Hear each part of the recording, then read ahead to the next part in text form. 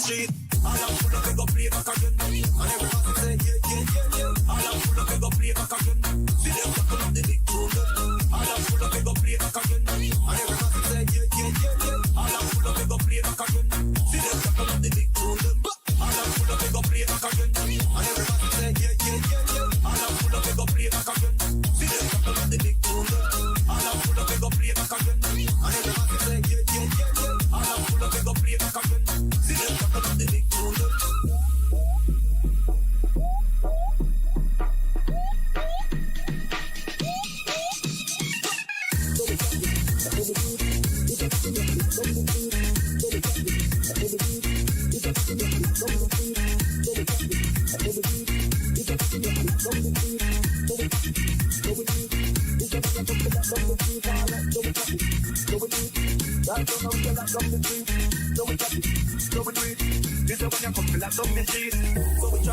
So we do it.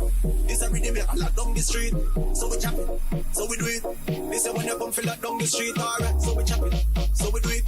Land down we a lot down the street. So we chop it. So we do it. This a when you come feel like down the street. All I'm full of, we go play back again. And everybody say, yeah. All I'm full of, we go play back again. See them talking up the big tune. All I'm full of, we go play back again. And everybody say, yeah. All I'm full of, we go play back again. See them talking up the big tune. All I'm full of, we go play back again. And everybody say,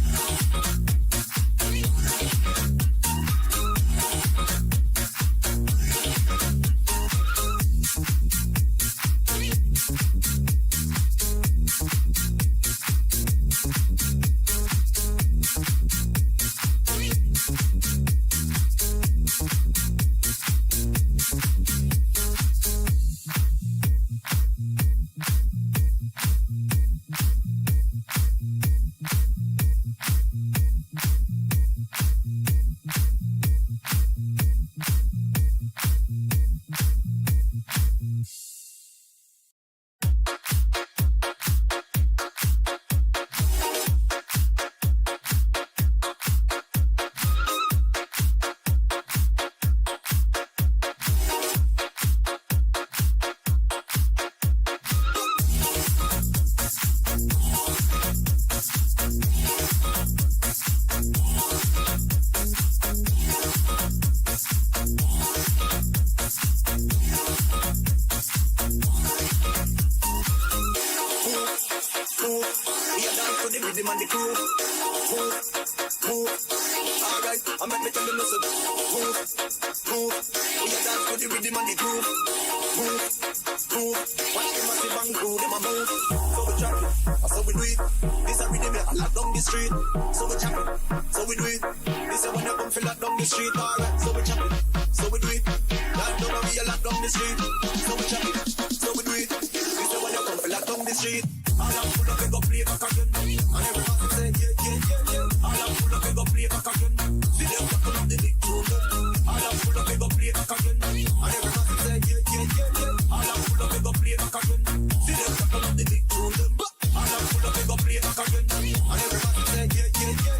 I'm full of, we go play back again.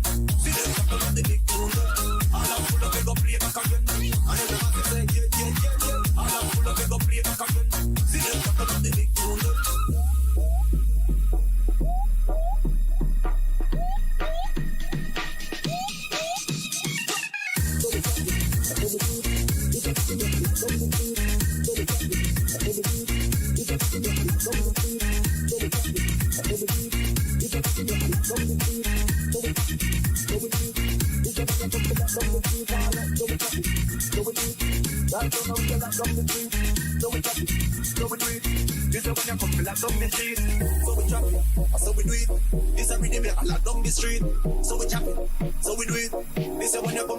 Street, alright, so we chop it, so we do it. Land down and we a lock down the street, so we chop it, so we do it. We say when you come, we lock down the street. All I'm full of, we go play back again. And everybody say, yeah. All I'm full of, we go play back again.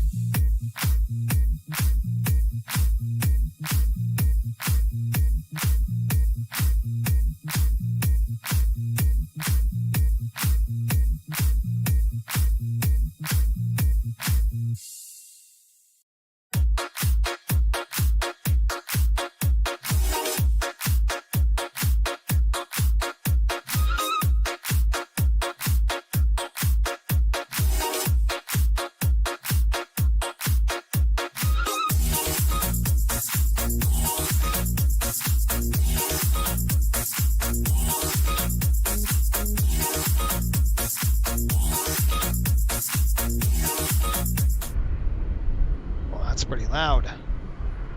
What is going on, folks? That is way loud. I'm going to turn that down just a minute. There we go. That should be good. Check, check. Welcome aboard, folks. Let's see if this works. Got to get all the audio ready.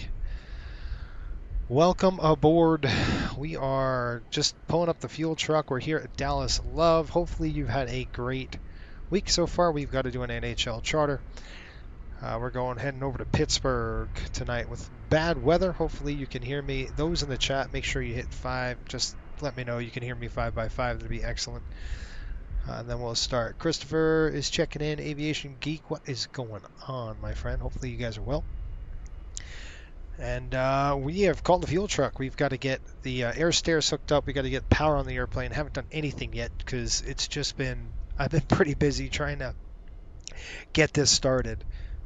So without any further ado, once I get a 5x5 in the chat, we will start. And then if you're wondering what we're about, it's really 3 things. Do it right, learn something, and have fun. That's what kind of this channel is about. We're going to try to teach you the right way how to operate an MD-80. Having said that, I'm not type rated in the aircraft. I've just done a lot of studying, and I still need to do a lot more studying. How's that? All right, Christopher said we got a 5x5, so I'm going to hook up. We're good to go. Let's jump back in the flight deck here, and we're going to try to get this thing on the road and relatively quickly. We're going to come up over top, and we're going to go throw the battery switch to the on position. You can see I've lost everything, so let's go flip it over here, and I'm going to click the light back on so we have something. Now these pumps should not have been on. I don't know why they are on. They shouldn't be. Okay, those are off. These should be all off too. This is weird. I must have left. Okay. We had the flight the last time, so anyway, very odd. Okay, we got that hooked up. We're going to go ahead and turn on. You can see we have the AC emergency power. That's good. We can throw the power on. Those lights will come off, and now we're using the basic mode. We'll flip that back on. That's a good start. Right there. What we're going to need to do is probably turn on an EPU. I'm assuming we'll fire EPU right now just to get it going and get the folks here. I hate to do that, but that's kind of what you got to do in this kind of environment. Oh, we have GPU. So that was nice. I hooked up the GPU here. We're going to throw these on.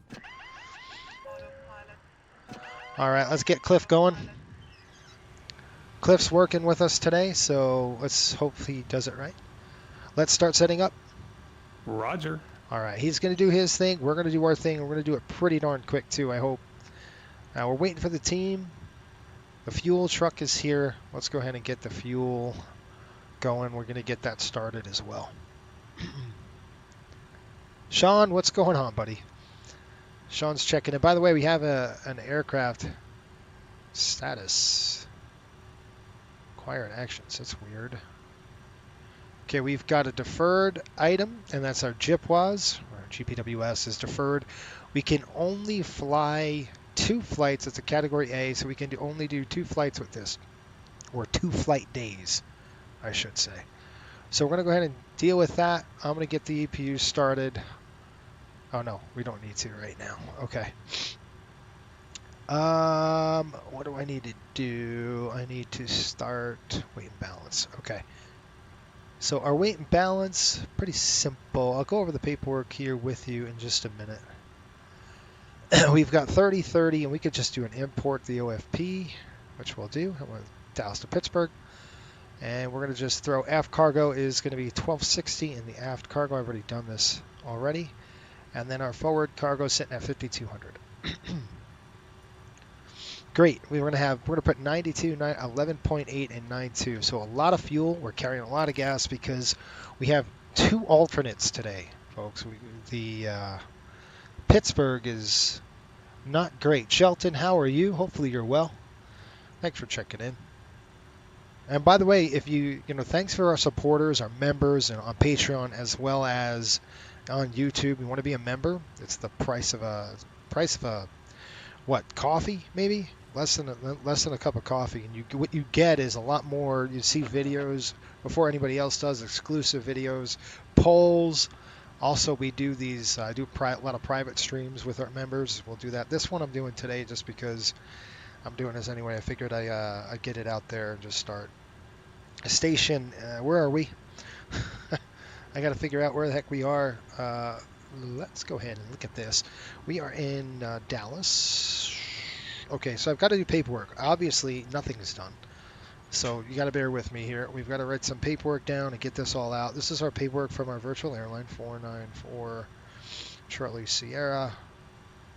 Rangers had not a great game yesterday. Played like junk. Had two goal lead and they lost it. 4 unanswered goals. That's kind of what you get when you don't play great. So they didn't play great. I think traveling kind of gets to them sometimes, just like it does to every team, right? Not an excuse. It just is what it is. All right, minimum plan 30.4. That is a lot of fuel. Holy smokes! And minimum takeoff is actually 29.3. So I'm going to put 29.3 in here. And our maximum is going to be 30.4, and that's what we're going to fly with here today. 30.4, Jet A. We're in gate 42. We are going to plan that with 9.2. And that's what, 18.4? So 16?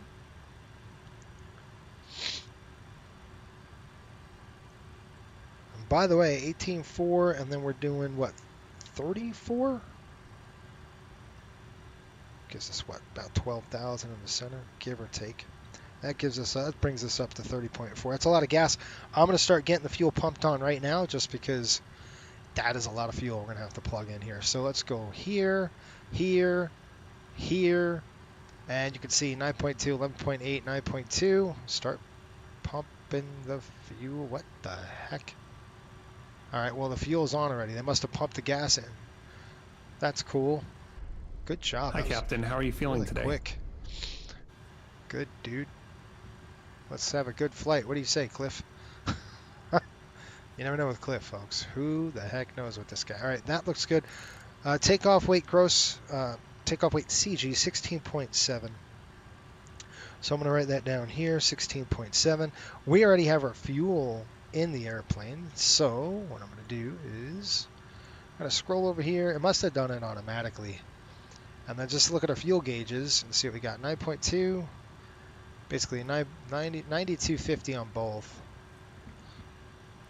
So we're going to go 92.50, 92.50. What was in the center? Looking at 11.8 in the center. So we'll go 11,800 pounds in the center. That gives us 30.4. A little bit shy. Yeah, 30.3. My signature there. Good to go. We'll get our zero fuel weight and all that stuff right now. I got a zero fuel weight 103.6, so pretty much the same as standard. Takeoff weight is a lot different. Takeoff weight 133.2. Don't know the flap yet. We'll hold off on that. Trim is going to be 16.7 on the CG. Cell temp, don't know. We don't know the runway in use. Let's see what we've got here. Let's go get our weather here in Dallas. Weather. And I'll show you the weather here in just a minute, folks. It's beautiful. Weather in Dallas right now as it sits today. We're looking at information Echo 330 at 10. So Dallas weather. We're going to go 330 at 10. Visibility is 10 statute miles and clear skies. Boy, it's not going to be that good in Pittsburgh. It's nasty. 12/1. And then 3026. Runway in use, 31 right, 31 left. We're probably going to go 31 right. All right. Good to go. Hopefully you had a good week. It's Black Friday coming up, folks, so you know that's always fun. All right, there's our paperwork. So far, so good. Get to your comments here. Shelton says, what time departure? As soon as we're done. How's that? I'm going to try to get going here really quick. The time local is going to be 10:30. So 23:30 is when we need to go And right now in the sim, I've got to look when the sim time is. Give me a second. Let's get that going here. Yeah, let's go ahead and advance that. 22, at least 22:30-ish. There we go. All right, I'm going to start boarding them right now. So I'm going to call for boarding. Let's go GSX. We're going to say request boarding, please. We're going to flip that over there. We're going to go to, we'll do our performance next, and then aircraft services, and they're starting to board us. So I've got it programmed with, throw that light off. All right, I'm going to work my lighting up. All right, I'm good on that. I'm going to actually flood the bottom for a minute. Just a little bit on the panel. Get that light good. All right, work with me here on this, and then we're going to start going. I got to make sure that this is good. Can you guys see? Yeah, you can. Okay. All right, looks good. Model MD-83. AIRAC is 2311 November 2nd to November 30th, 2023. We got JT-80 219s. Drag factor is 0.1. We are going to be at Kilo Dallas. Reference is in there. Gates there. I'm just going to use that position. We'll drop that in on the GNS. Click route. We're going to go Dallas to Pittsburgh. PIT. Pittsburgh. Okay, there's Pitt. We'll throw that in there. We're going to go 3-1 right. As you can see. Let's see if it takes it. 3-1 right side, sir. 3-1 right. Plug that in there. That's good. Thank you. All right. Arrivals, departures. We are departing. Emmett 4. Okay, Emmett 4 to loose. Right there. We got Emmett 4 to loose. 3 1s in there. Go to arrivals. Flip it back to arrivals. Arrivals, we're coming in on the Fuegua. Was that Fuga? Fuga 7. Oh, drop that in there. Great. Looks like a CKV transition. That is not correct. Let's go to arrivals. The Fuga 7. There we go. And we're going to go to the HNN transition right there. Good. Click route. Click activate. We'll click execute. We'll deal with the legs when we get airborne. We have plenty of time. Pref coming in. 0 fuel 8 103.6. Drop that in the 0 fuel. That throws up fuel schedule right now 30.4. Hi, the security and safety check are all done. Are we good to start boarding? Yes. Yes, please. Okay. All right, that's Restart done. check completed to the line. All right, Cliff's done with his work. We got 350. We got to make sure that that's what we can cruise at with our weight, and I'll go ahead and do that really quick. Let me just get this programmed, and we'll give you a briefing. 249 slant 69. Nice tailwinds for us today. We're going to be +5. Oh, shut up with the altitude.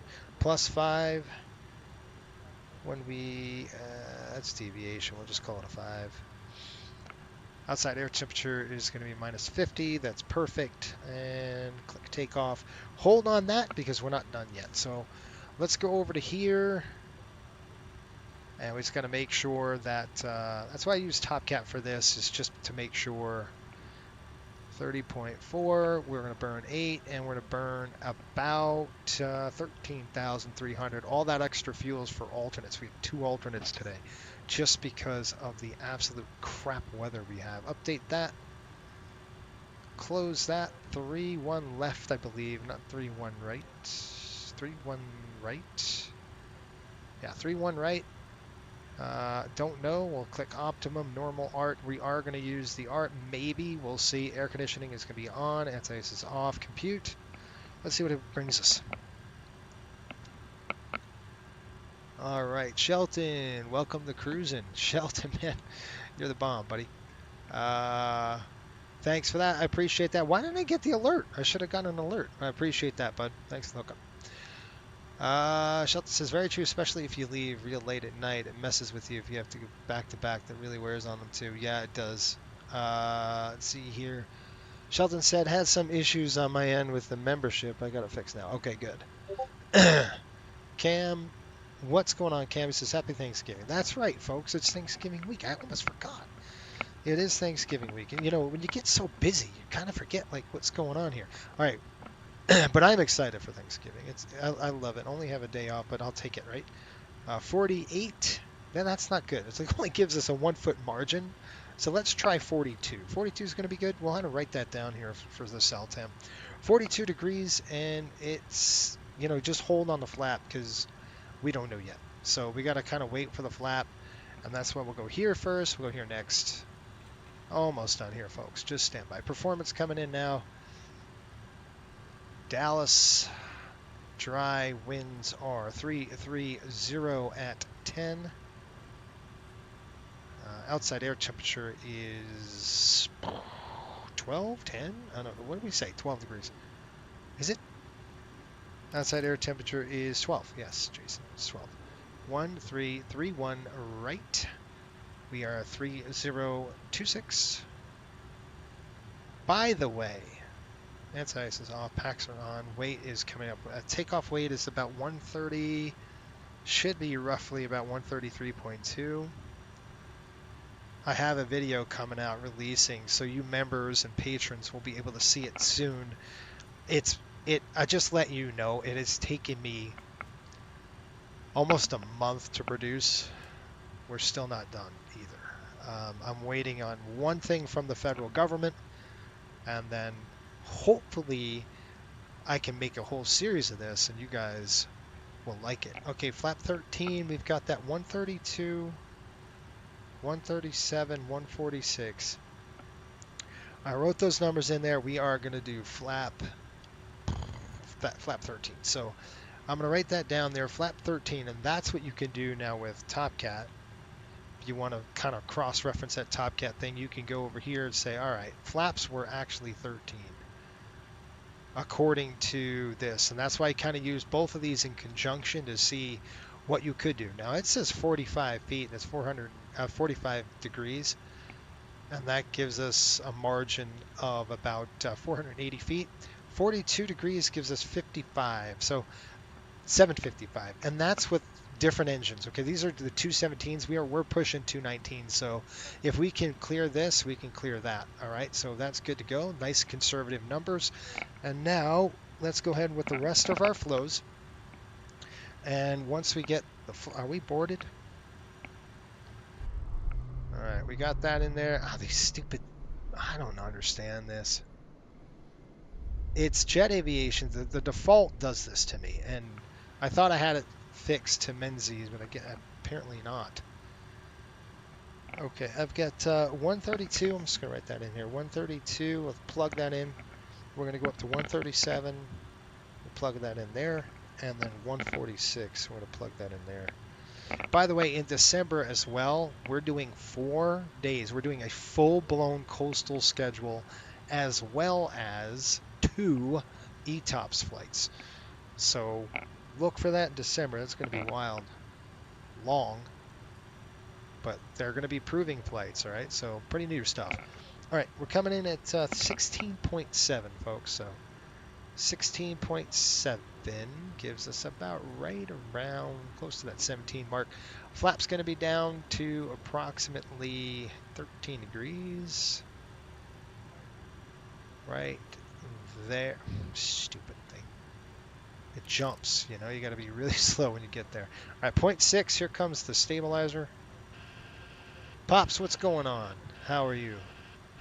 Yes, happy Thanksgiving. Rangers looked horrible. Yes, they did. They looked like absolute crap. They flew in the day before. They didn't have like normally they have like a day to practice, but they They flew in, that was it. 2,000 executed that. 122.8 coming up. And then I'll give you guys a brief. We're going to get the heck out of here. Almost done, folks. Go ahead and yank that. 1, 2. That's good. That's good. 146 on the speed. 146 on the speed. 30s, there's 43, 46. Here comes my seat. Check that. That's checked. Coming across here. Bam, bam, bam, bam. Altitude. We're going to climb to an altitude today. M4 departure. It looks like we've got 310 or 313, basically runway heading up to 3,000. Looks like 4,000, 6,000. Keep on the climb. We're going to go to probably up this way. Loose. That's what we want to. So we're going to go up to 6,000. Let's go ahead and climb all the way up to top altitude of, they said 6 grand on the top. That's fine by me. 6,000 it is. 5, 6. Boop. Make sure the altitude is set. That's good. Go ahead and check this. Bingo. And we are going to do this the right way because the other day I did this and I hit the wrong dang thing. And okay, bell's coming off. Take a look on the overhead here and let's see if we got some good lights. Ha! Bugger. All right, let's do that right there. And then I'm going to peek up. There we go. All 6 are good. That means we're good to start the APU. Let's go ahead and do that right now. So APU is coming to start. Good. Get the APU on. APU is coming right here. And we're going to go right to start. And call the attendant notifications. Hi, that's good. One. How can I help you? Yeah, I'll take a cup of something over here. All right, that's good. Just going to double check Cliff because you never know with this guy. He's an absolute moron. Seatbelts coming on. That is on. I can't really tell. Really hard. really hard to tell. Sean says happy Thanksgiving. We've got that. Okay, good stuff. Can you guys hear me and see me still? I'm going to run the checks. Let me know if you can hear me. Is it buffering? Because if it is, I'm going to have to do something about that. Again. Okay. Let's go, Cliff. Pre-start check below the line. Covers and pins. Removed. Aircraft log and documents. Checked on board. Altimeters. 30.25. Checked. Fuel, oil, hydraulic quantities. Checked. Set. Step back. Checked and set. Set and checked. Zero fuel weight. Set. Hi guys, here is the load sheet for you. TRP.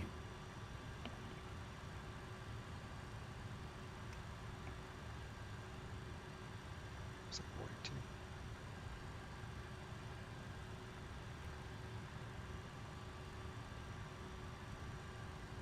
42. .42 takeoff flex. Stabilizer. Set. 0.6 set. Decimal 6 set. Flaps takeoff selector. Stowed. Speed bugs. Set. Pre-start check below the line completed. Okay. Are you ready for the departure briefing? Go ahead. All right, folks, what we're going to do here is we're taking the MD-80 out of here. I'll show you right now what that looks like. I just got to pull my charts up really quick for you, and then we're going to get this puppy started right. All right. Ooh, that was the route we took last week. All right, let's unload that, import this, go to sim brief. We're going to dump that in there. There we go. We're going to take off the VOR, This is a really cool feature, by the way, if you guys didn't know this. Like, if you go here and you toggle this, toggle high-low, it will actually start to, like right now we're on low charts. When we climb to 18, it'll automatically flip to high altitude, which is really cool some little feature not a lot of people know about, but it's a really nice one. So what we're going to do is we are going to fly the Emmett-4. So we are, let's pull it up. Chart, please. Juliet Bravo, what is going on? He says route. You said, is that route? Route. Yeah, here's a route. Pop says it's good. Christopher with the thumbs up. All right, good to go. Thanks. I don't know. I always look over and I'm like, we're like doing this 5x5 stuff. All right, 313. Runway heading to our first waypoint is going to be Brevi. I'm just going to verify that with the legs page. Just make sure we're good to go. I've got Barry, Wings, or Wiggs, Emmett. Right from Emmett, then we go to Torch. Then over to Jax on this track. And then Tyrant. Or Tritant. And then Lose. So there you go. And then the rest, thence. We've got everything else is good. Like I said, I'll take care of the data in the air. When we get we just take off. We'll start that. Okay. That's so we can get airborne and get this thing going. Airport right now. We are going to zoom in. I'll show you where we are. We're sitting over here. We're going to taxi straight down. We'll kind of probably get on Alpha, taxi down Alpha all the way down to 31 right. Boom, straight down this runway. And we are in the mix. Okay. Any NOTAMs or anything else we need to talk about or deal with, we'll find out right now. Let's go to the Dallas NOTAM section. Last 7 days, we have the taxiway A elevated, runway guard light K. Is there anything that is notable that we need to worry about? Crumb departure, Herbs 1, Delta apron, run-up pads closed, any runway closures, wind cones, no. Barricade, lots of construction, right? Just kind of what you'd expect. I don't see any closures here for runways or anything like that. This is part of doing it right. You know, you've got to go look at it. You got to make sure everything's good. And you also want to make sure that Pittsburgh is running, right? So just take a quick peek at Pittsburgh. So we go to airport. Again, we don't have to. We're going to go through the NOTAMs, but not as in depth as we did right there. Just going to take a look at it. We got FICON wet. Okay, so we know we're good. It's raining, by the way, folks. It's crappy weather there. And by the way, flying into Dallas, the members, it's up on our YouTube channel for members. It was a terrible approach. They sequenced me in so fast. It was such a bad approach angle. You know, really wasn't a solid approach angle. And truth be told, probably should have went around. I mean, I was like, do I have to? Yes, I should have. Okay, we're good to go. Do you have any questions? No questions. All right. Let's do it. Can I have a water, please? Water, please.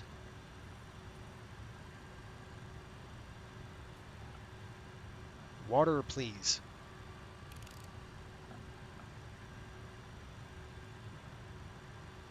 Oh, one water, please. One coffee, please. Okay, thanks. No problem. Have a safe flight. Okay. Jeez. Hi guys, here are the drinks. Thanks. Before start check. Parking brakes. Set. Doors. Stand by.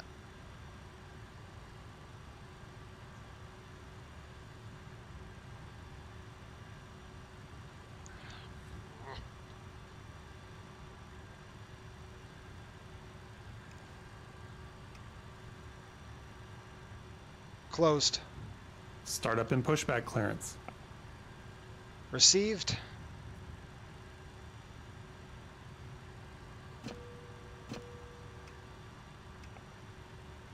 Approved.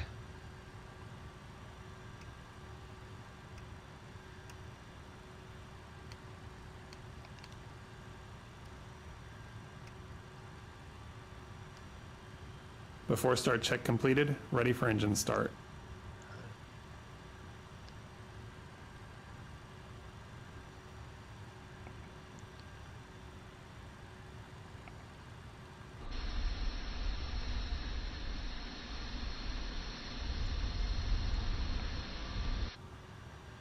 Start right engine.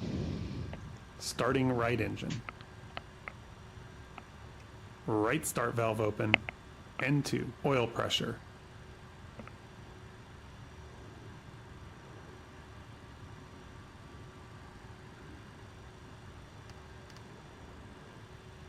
N1.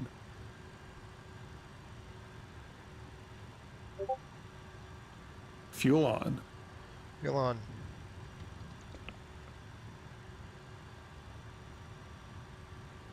Fuel flow, EGT. Right start valve closed.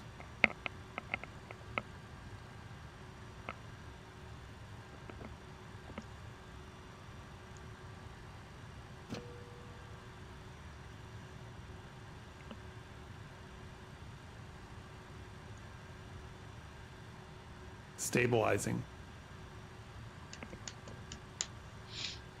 Stabilized.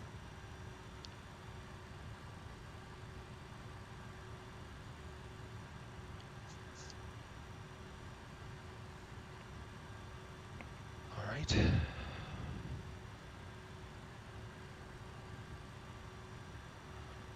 Start number 1. Start left engine. Starting left engine. Left start valve open. N2, oil pressure.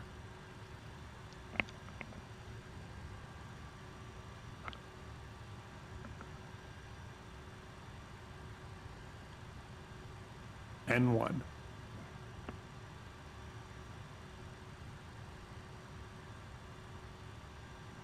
Fuel on. Fuel on.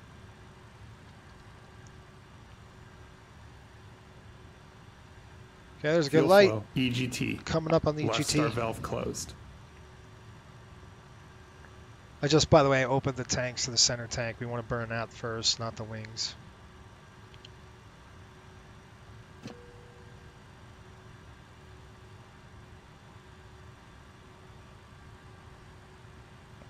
Stabilizing. Stabilized. Okay, 2 good starts. Let's go and do a taxi check. It's coming up on the overhead here. I'll do my flows here. I'm just going to make sure that that's set. Good frequencies right there. Set bat volts right there. And our amps, you can see there's 0. So good on start there. It's going to shut the EPU down right now. Master coming off. Air's off. Coming over here, and we're going to go supply to auto. Both of those coming in. That's good. That's off. Cross ties are open. Galley is on. Let's do this thing. Doors are clearly marked with exit signs and instructions for door operation. Each door is equipped with an escape slide. Auxiliary fuel pumps. All right, they should be in the off mode and not in the... There we go. We got a GPWS fail. We know that. We're actually deferred, by the way, until we get to Philly. After start check. Ignition. Off. Electrical loads. Checked. Air conditioning supply. Auto. Galley power. On. Ice protection panel. Off. Pneumatic crossfeed valve levers. Closed. Flight controls.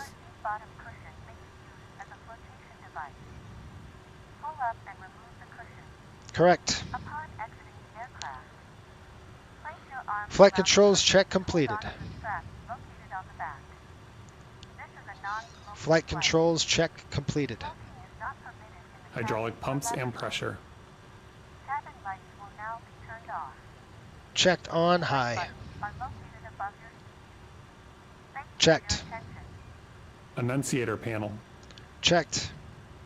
Ground equipment. Removed. All clear signal. Received.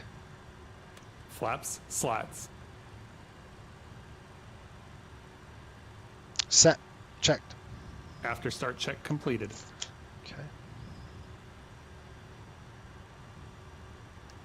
Taxi check. Fuel heat. Off. Flaps and slats. Set checked. EPR bugs and TRP. Takeoff flex. Takeoff speeds. No changes. Takeoff briefing. Completed. Performed. ATC flight guidance systems and nav aids. Set. Set and checked. FMS.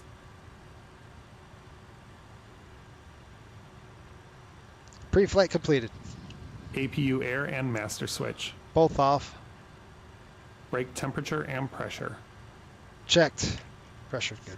Taxi check completed. Thank you. We are cleared on the left. We are clear on the right. Okay, here we go. Let me just make sure we don't have anybody. We got Memphis and KC centers on. One thing I want to do really quick before we start rolling this pig is I'm going to go ahead and set my heading just to the runway heading, basically 310. We're going to go ahead and taxi out, go down Alpha, and we'll be ready to rock and roll. Here come brakes are off. Maybe. Brakes are now off. I'm going to shut the floods off here. It's not going to need much power to start rolling. Gotta love the MD-80, folks. Beautiful bird. She's old, but she's a goodie. See you later, Dallas. That was a bad game. Want to forget it? All right. Hopefully you folks are enjoying this. I know this is kind of a impromptu kind of a deal. We'll have to crank this over. Let's call them up. 122.8. Let's make sure we're on the right one. Dallas Love traffic. Riptide 5308. Taxi to runway 31 right via Alpha. Dallas Love. Look at the city of Dallas. It's nice. Okay, kind of just going to taxi out of here. By the way, I looked at the MEL. I had to write it up. I wrote the I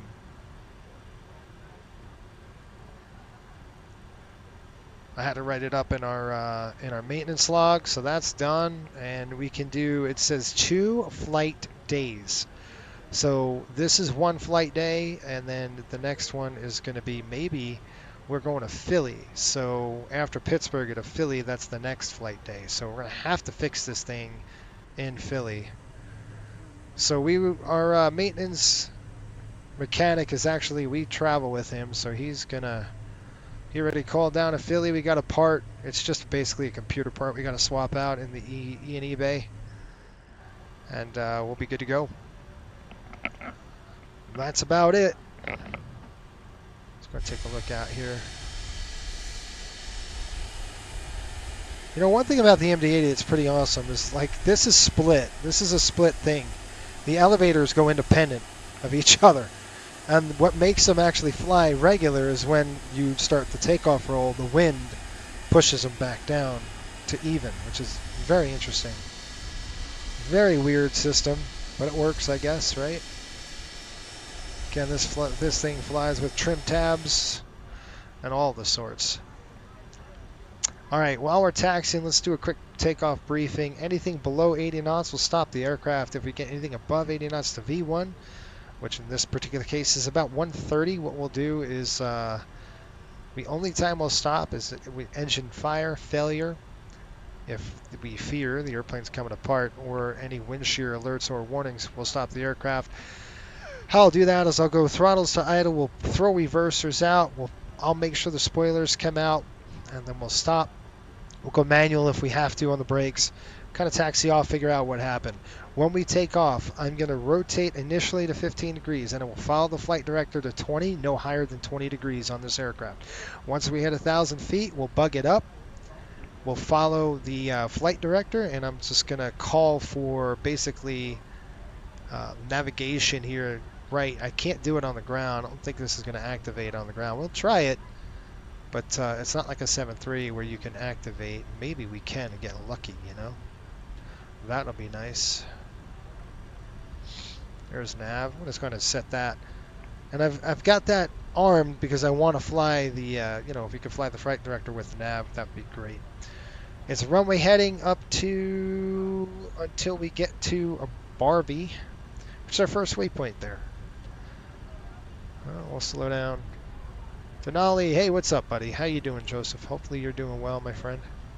Thanks for checking in and hanging out with us just for a minute.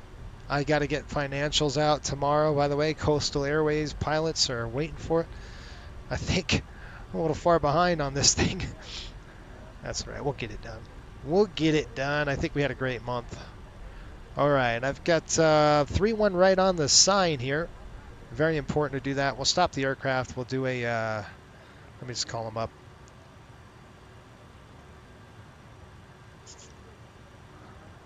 Okay, tax checks. We did that already. Let me go ahead and call them up really quick. Cabin crew, be seated for takeoff.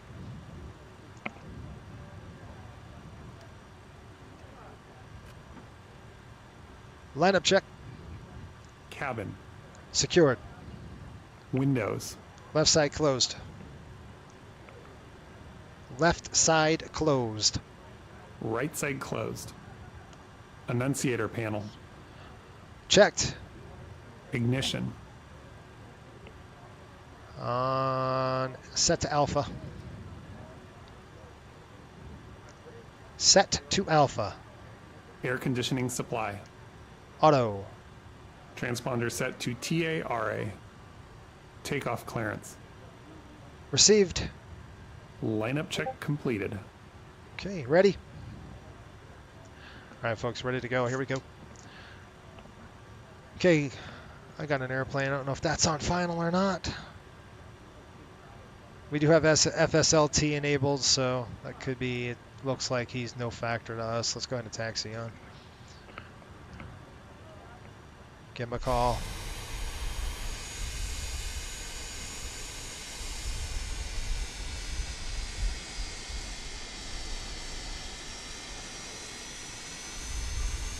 FSLT is not landing the right way. They call 3-1, so hello. Let me call them up. Dallas Love traffic, Riptide 5803, taking runway 31 right, departure north. All right, let's get it on.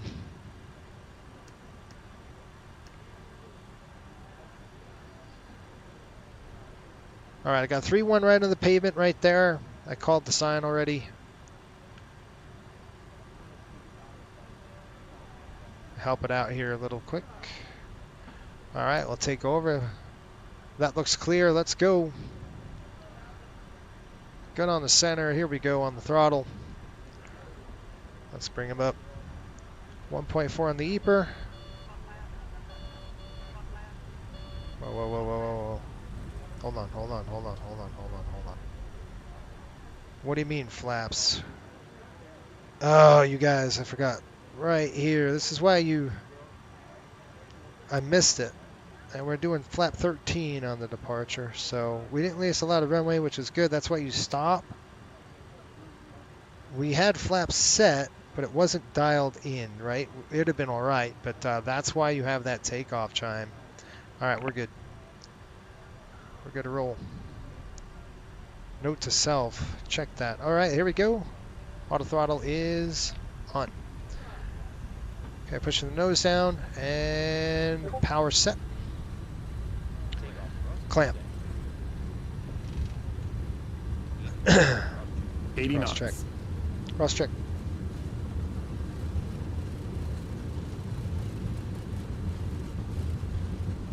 V1. Go. Rotate.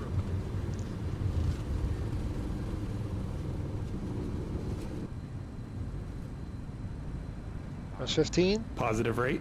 Gear up. We'll hold 20 all the way up to 20. There we go. We get to 1,000 feet. We're going to go ahead and... all right, there's 1,000. Bug it up.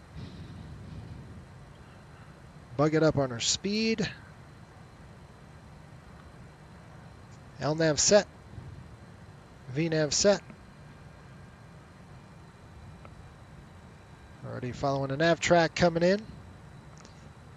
Looking good here. Let me talk to him really quick. Speed Climb. checked. Flaps Climb. 28. Set. No. Climb thrust. Climb thrust set. Set climb thrust. Select climb power. Select climb power. Okay.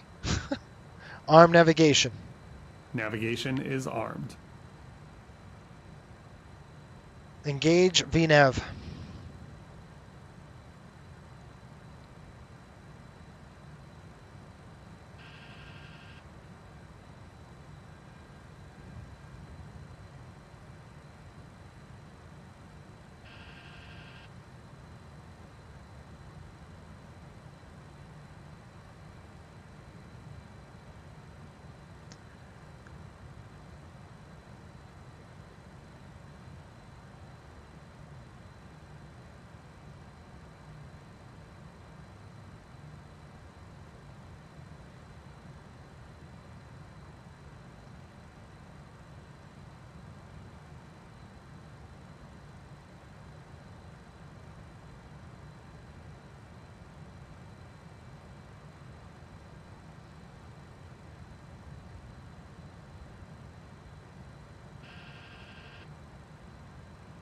Flaps up.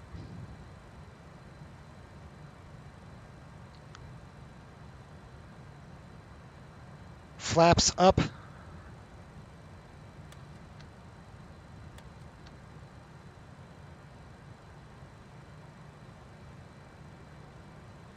Flap 0.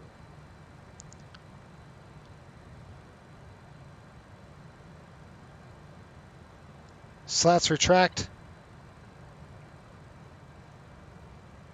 Slats retract. Fine. Okay, guys, I'm gauging autopilot. Check. Ooh, look at that.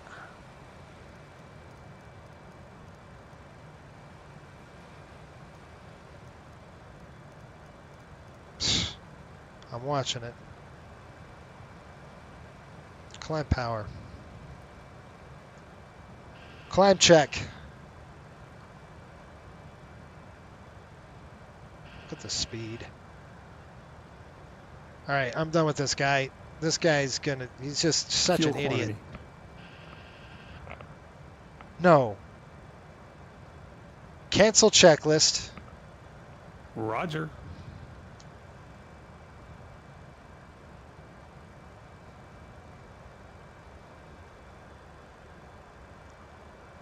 Climb check. Climb check. You're fired. He's out. I'm done with him. Okay. I fly a little bit better without this guy. This guy's killing me. All right, we've got climb thrust set. I've got that. That's on. Let's go ahead and select VNAV. Here we go. VNAV climb 350. Altitude is set. Gosh, he's annoying. That's coming off. That's distracting, almost to the detriment. When you can see, you kick the autopilot on and everything drops on you. That's a problem. That's up. I'm going to go ahead and stow this. Stowed. I'll do the dang climb checks. No problem, buddy. It looks like we have an issue here. I know what's going on. Perf VNAV unavailable. Really?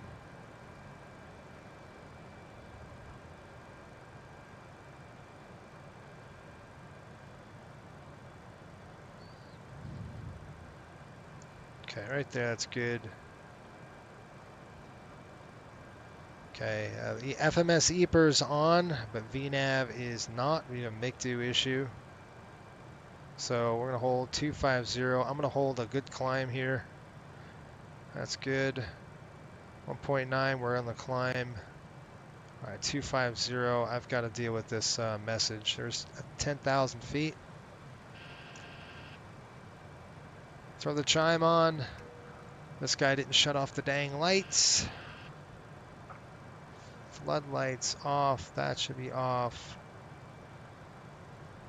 Why does it feel like we have lights on? I guess it's because it's flooded out pretty good. Alright, let me just make sure we're stable. Okay, we're good. Now let's go ahead down here and find out what's going on with my performance. That should go right there. That's good. That's why. Reserves are 5. Everything else is good. Takeoff was good. We've done that. Let's go ahead and the legs page. And let's just make sure we're on the right VNAV. We're on a VNAV climb now. Good. We're engaged. Cliff is fired, folks. Done. I can't stand it. Like, if you're going to use that program, let me tell you something. That you can't. It's really a distraction. Very much a distraction to have that, especially if you're not doing it right. It's almost easier to do it yourself, or you could fly with, if you could have a shared cockpit with the MD-80, that would be really cool. All right, we're done with that. Ja, what's up, man? Denali says, hey, home for Thanksgiving. Nice to have a quick breather before finals in a couple weeks. Yeah, no doubt. It's crazy. All right, well, we've got Torch coming up. Once we hit Torch, we're good to go. Finish my Western trip. Gonna knock out CQ before I do anything else. It's probably smart. Knock out CQ training. What he's talking about, folks, if you're not, if you don't understand or you're not familiar with how Coastal Airways works, every year, about every 12 months, we go through a CQ training or continuing qualification, and that training is not very intense. It's a lot of scenario-based training for us. That kind of stuff. Okay, that's up, that's up. We're good to go on that. That's off. All right, there we go. We hit that track up to Torch. Now we're heading up direct to Jake's. We still on FMS Eper climb. We've got a VNAV climb, sat nav track, and altitude is in the armed position. By the way, you just reminded me something. Let's check our altitude. Make sure we're good at the weight. We've got 133. 131. So 131.4, and we're going to go ahead and check altitude right now. I'm going to shut my window here in just a minute. I'm just going to see. All right, so cruise, we're going to be cruising at, let's check our OFP. I think they wanted us to cruise, and we're going to look at 0.77. So we're going to use the 0.77 chart when we do this, and we're looking at pressure altitude 35,000 with a weight of 131.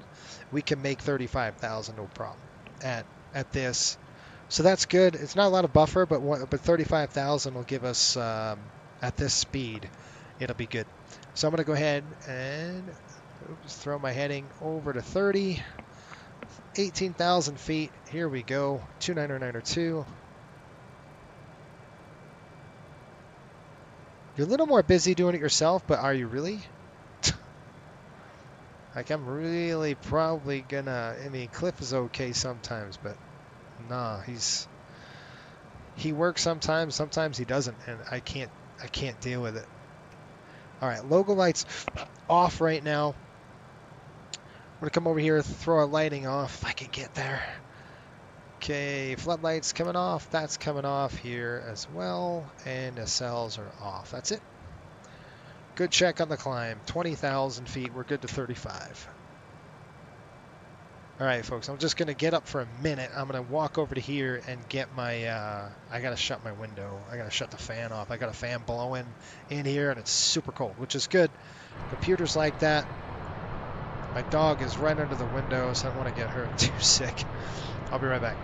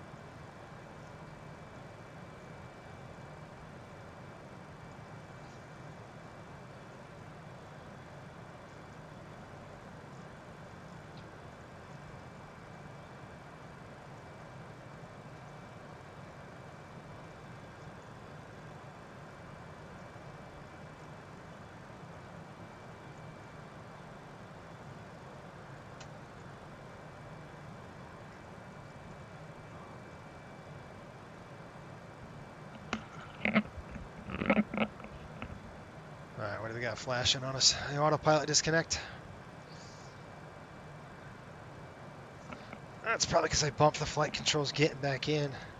Yeah, we had an autopilot disconnect. Sorry about that. All right, so yeah, a lot of you are off on break. That's really nice. I didn't have that. I wish I did. We'll have break in December. That's when we'll kind of take our break. It'll be nice. Looking forward to that. There's going to be a lot of flying done, I think. We're going to try to get I'm really excited about this. We're going to get a 4-day schedule for you. Full-on 4-day schedule. Okay, so what that means is that every day for 4 days, I'm going to be flying a full coastal schedule, and we're probably going to be in the Caribbean. All right, so you're going to see a lot of 600 flying, 737-600 type flying in December. Hopefully you'll enjoy that. It's going to be a full 4 days, though, so we're going to be busy, right? We're going to be solid. Oh, man. All right, we're still on the departure, folks. We're kind of out there on the departure. I'm going to go ahead and get my paperwork dialed in. And then we'll start doing our cruise in terms of, what do we got? Hydraulic quantity is 12. Oil, 13 on the oil. Okay, good. Any folks, Rangers are 12 and 3. Yeah, it's good, but I was telling, Shelton, I was telling Pops the other day, I said, look, I haven't seen a complete game yet, right? And that's a good thing. I mean, but I haven't seen it. You're not going to get a complete game. But either the defense is good or the offense isn't. The offense is good, defense. Like last night, they didn't play their game. They didn't play the 1-3-1. They got away from it. They're all up and down the ice. They were pucks, giving away pucks. You can't do that. You can't intercept pucks. I think a lot of that is, the travel. They traveled. Usually they have a day to practice and relax. They didn't. They flew in. The next day they had to play. So, matter of fact, they flew this flight yesterday. So they actually are going to play Pittsburgh tomorrow. So they flew this flight yesterday. That's good. They'll have a day to relax with Pittsburgh, and then they could hopefully play a better game than they did because it was atrocious. It was not good at all. 30,000. We've got a couple more. But it's a good record, right? I'm not going to knock that record. That record's really good, and we'll take it, right? That's a good record. By the way, folks, if you're wondering what's going on with Coastal, I'm going to be hiring 10 more pilots. So I haven't looked at any applications yet, so I don't know who's, in. We're going to start doing that here this week. I'm going to start knocking them out. And then you might get called up for an interview, or if you get an email back, it'll probably say something like, you want to fly this, we'll probably send you a visual approach you'll have to fly and stuff like that. So if you're interested in joining, you have 100 hours at least on VATSIM, and you want to see what it's like, kind of a 121 style kind of training and that kind of stuff, come and join us. We're going to have captain upgrades as well coming up as well. For our pilots that are flying right now, they're all, half of them are first officers, and they can upgrade to captaincy positions. So that is coming, and that's seniority only, and hours. So if they don't have the right hours and I need captains, whoever's next up on that seniority list is going to get called. So that's how it goes. So yeah, no excuses. No, it isn't. They just played like garbage. I mean, that's the excuse. The excuse is they were just terrible, and they didn't lock it down like they should have. And defense was terrible. Played a terrible game. It's ugly again. And Laviolette says, well, you can't expect every game, to be perfect, and I get that. But still, if you want to be a contender and you want to be a contender for the cup, you got to play good hockey. It matters. So they can't be like falling asleep. And they only have 3 losses. I understand that, but still, I don't like I don't like what I see because I don't see consistency. That's my problem. I don't see the consistency, and I really kind of need that to kind of settle down. But anyway, folks, I just want to let you know that I'm in the process of actually looking for a new computer build, and the reason why I'm doing that is we've got an AM4, which is this chipset that you're seeing right now. And it looks like Memphis Center is online, so we might have to chit-chat with them. We'll be kind of cross the loose. We'll be kind of crossing over to Memphis. So 132.550. I'm just going to plug that in right here, 132.550. And I'll show you what I'm looking at here, 132.550. And the reason why I'm doing that is I'm playing the long game. This computer is excellent. All right, the computer I have right now is great. And it will be still great for another 2 to 3 years. Okay, 2024 releases, I don't know what that's going to look like. I don't think anybody does, but it shouldn't be too far off the mark. Cruise, folks. Shoot, I need to do this before I get too far away.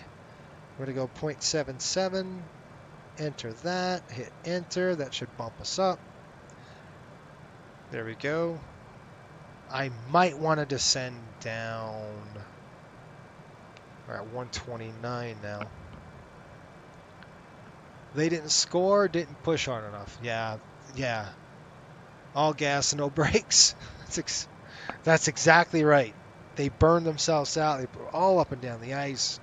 Just stupid hockey. They're just dumb. You don't play like that. You can't. When we get to 126, we'll have a little bit buffer. Right now we're at 130. We can hold 35,000 as max. Even if we're in the bumps, we might have to drop down to 33. So we'll play it by ear. We might have to go 33,000 on this. I don't know if 35 is a good number for this, but we'll see. If we were starting to get into bumps and turbulence and stuff, we'll have to back it down. We're right where we need it. I mean, we do have a little bit of cushion, but not much. And I mean up at this altitude, okay? Seatbelt signs coming off. There we go. Forgot Cliff is not here. I got to do my own dang checklist here. Let me just do a climb check. I thought I did one, but we'll check it just to make sure. Ignition's off. APU's off. Fuel pumps. We're burning out of that center pack tank first. Spoilers and ABS are disarmed. Flaps and slats, they are out, in, up, and stowed. And just take a look at the pressurization. Our differential right now, 7.5 with the cabin altitude about 7,000. We're sitting pretty good. 30 degrees in the cabin. Oh, excuse me, 20. So it's about 70 degrees Fahrenheit. It's beautiful up there. Nice. So yeah, there is no excuses. Just terrible hockey is what was played. It wasn't good at all. It was terrible. Oh, it was atrocious watching that. But they're just not. You know, it's. I don't see consistency. I think that's my problem. Where I'm like, why? Where is the consistency here? One game we played great. Next game we were all over the place, and it's like. We're skating all over the ice again, and you can't play that game. You got to lock it up and play a good defensive game. Whatever. I'm gonna get off the soapbox here. But I was talking about the new computer. Anyway, this computer probably lasts me another 2 years if I stayed on this. The platform is dead. AM4 is no longer that, right? They have a new chipset called AM5, and AMD said they'll support that until 2025. So, if I could build a new computer, I could build one next year, and I'll be, in probably close to an AM6, or you wait to, they'll probably get to an AM6 by, a couple of years. They're going to support this for a few more years, at least 2 more years on the AM5, which is great. If I build this computer, this next one I'm thinking is going to last me probably about 5 to 6 years. That's kind of why I'm thinking about doing this. This computer I have right now will last me 10 at least as a streaming rig. And then my new computer I build, it's going to be, you know, another 5-6 years. I can probably get out of it with a really good graphics card, which we're going to do.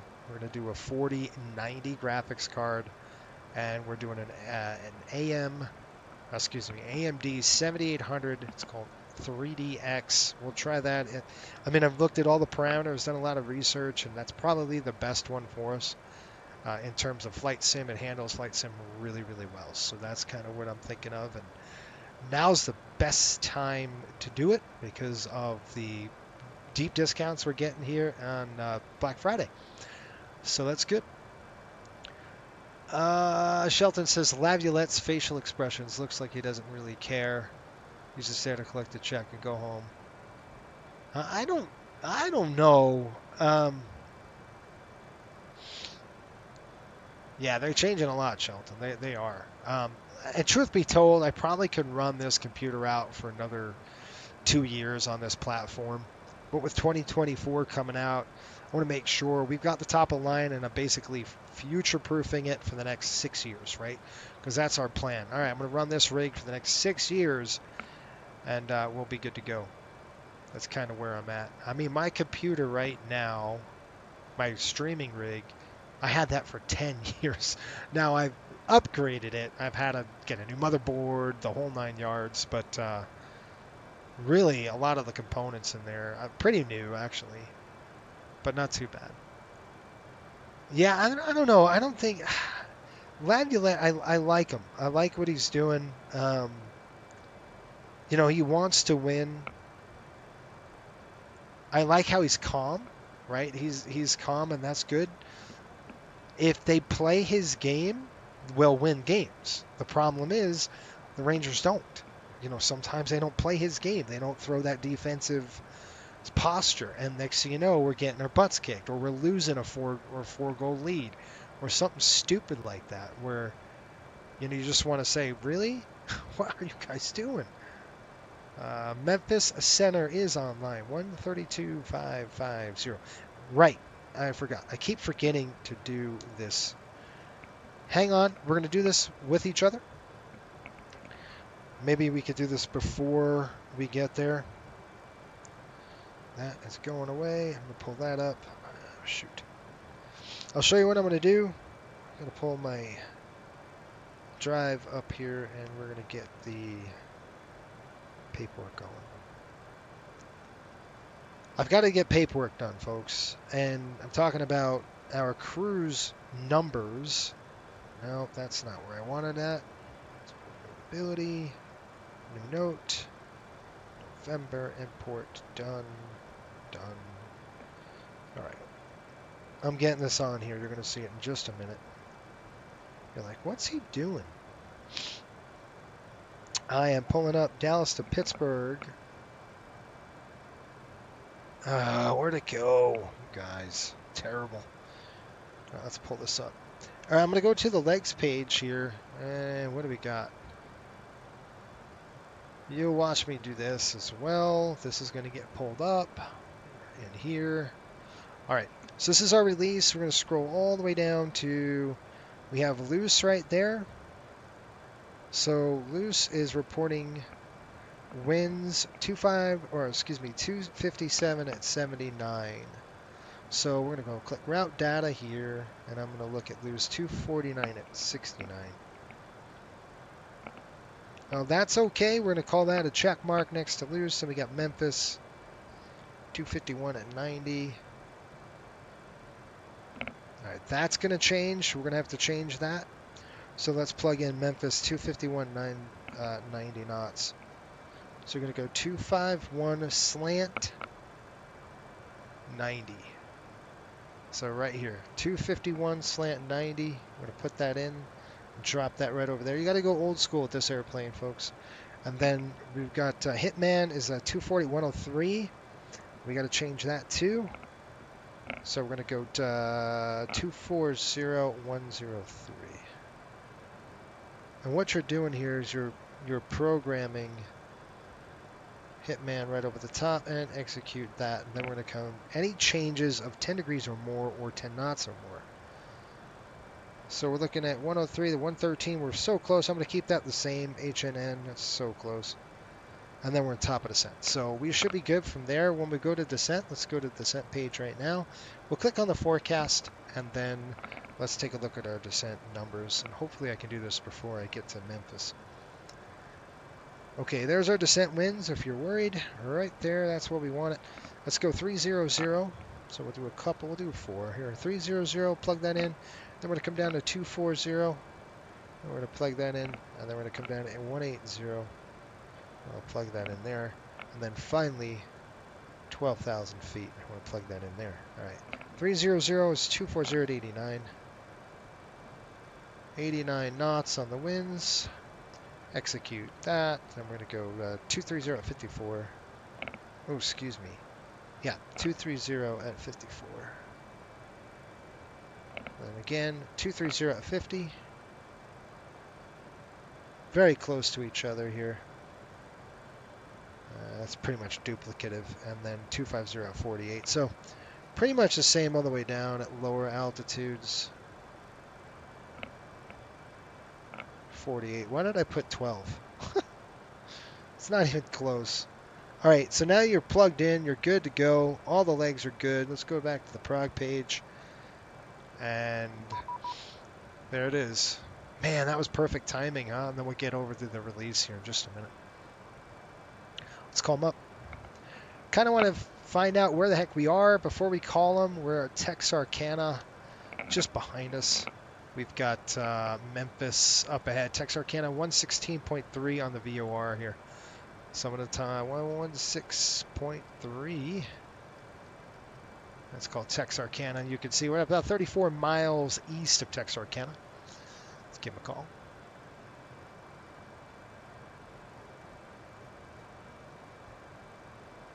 All right, Memphis Center.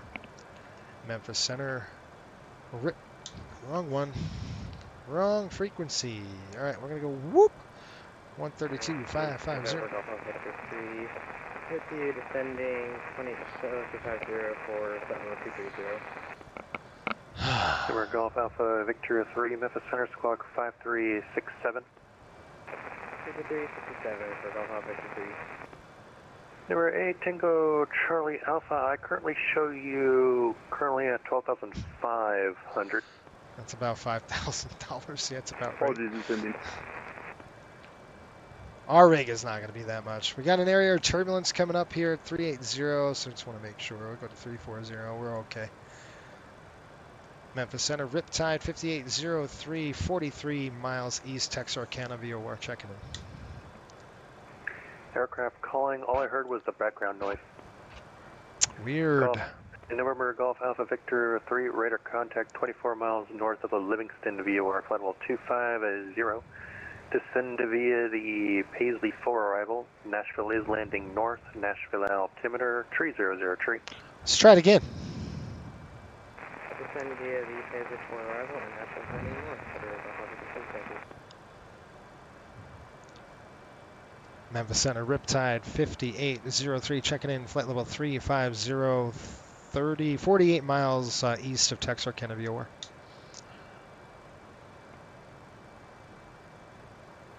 Riptide 5803, Memphis Center Squawk 1550.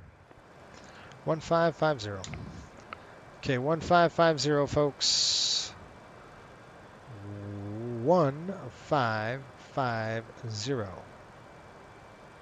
And that's enter. Mine is not going to cost that much, which is good.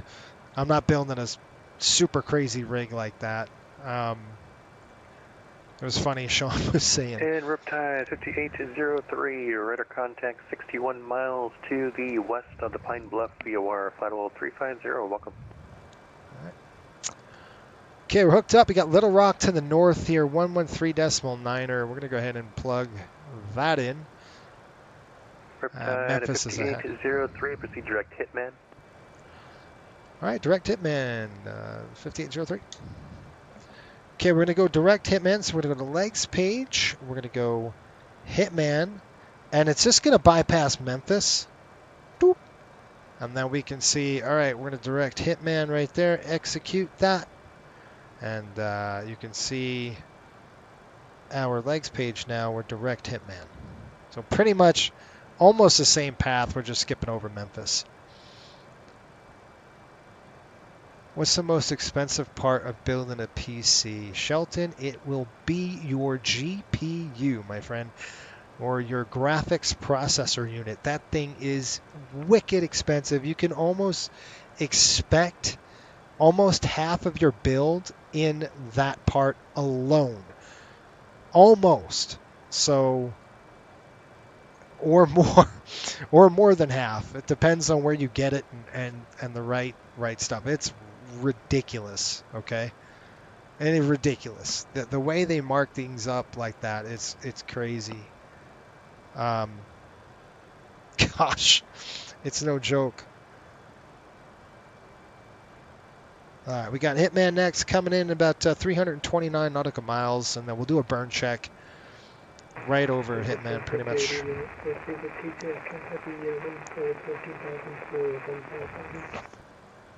Speedwear 22 Echo Memphis Center, welcome, climb, maintain, floatable 230.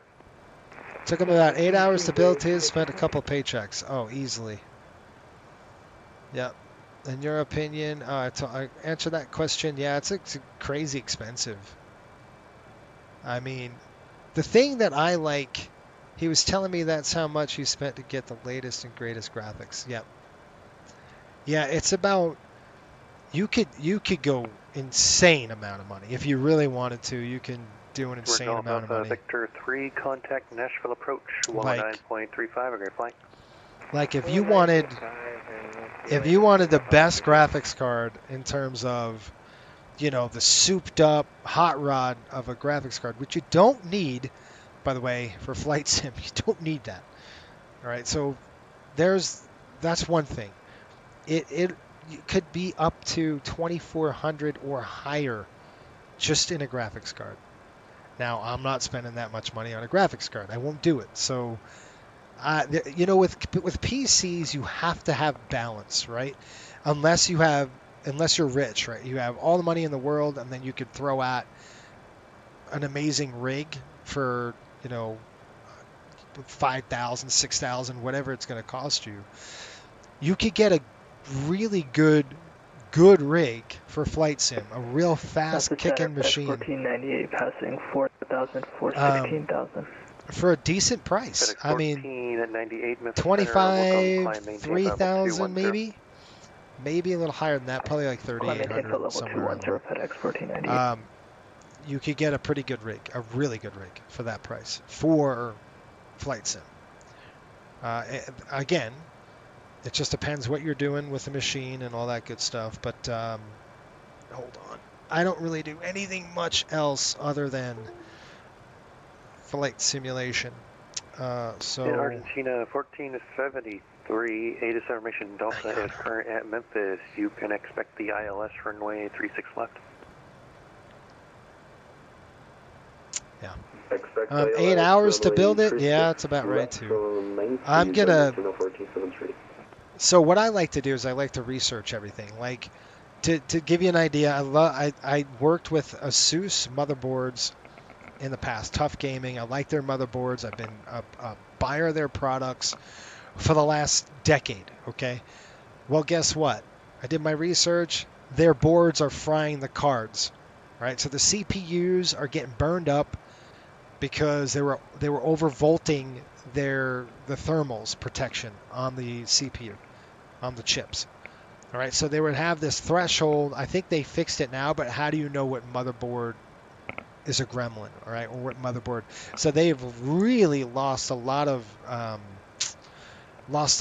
market share just because of that. Their reputation is shot.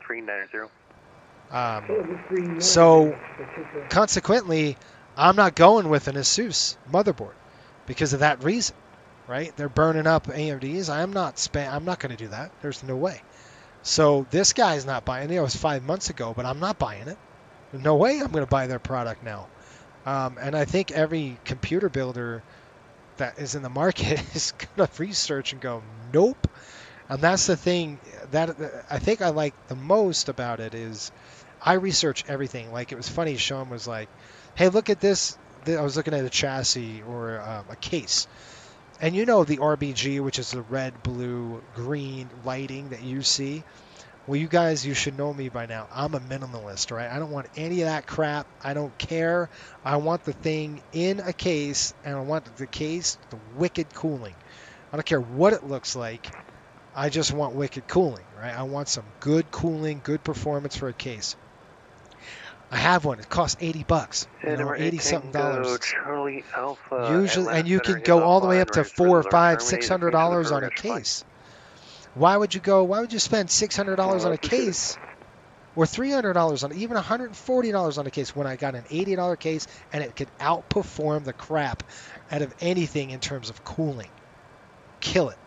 You know, so that's why I like to do research. And I'm like, you know, might not be the biggest though. Not be, you know what I'm saying is might not be a full-on ATX huge old case, and that's fine because I'm not looking for that, right? My computer is not a showcase piece, right? Because some people like have their computers like decked out in RBG and it looks awesome. Don't get me wrong, it's really cool.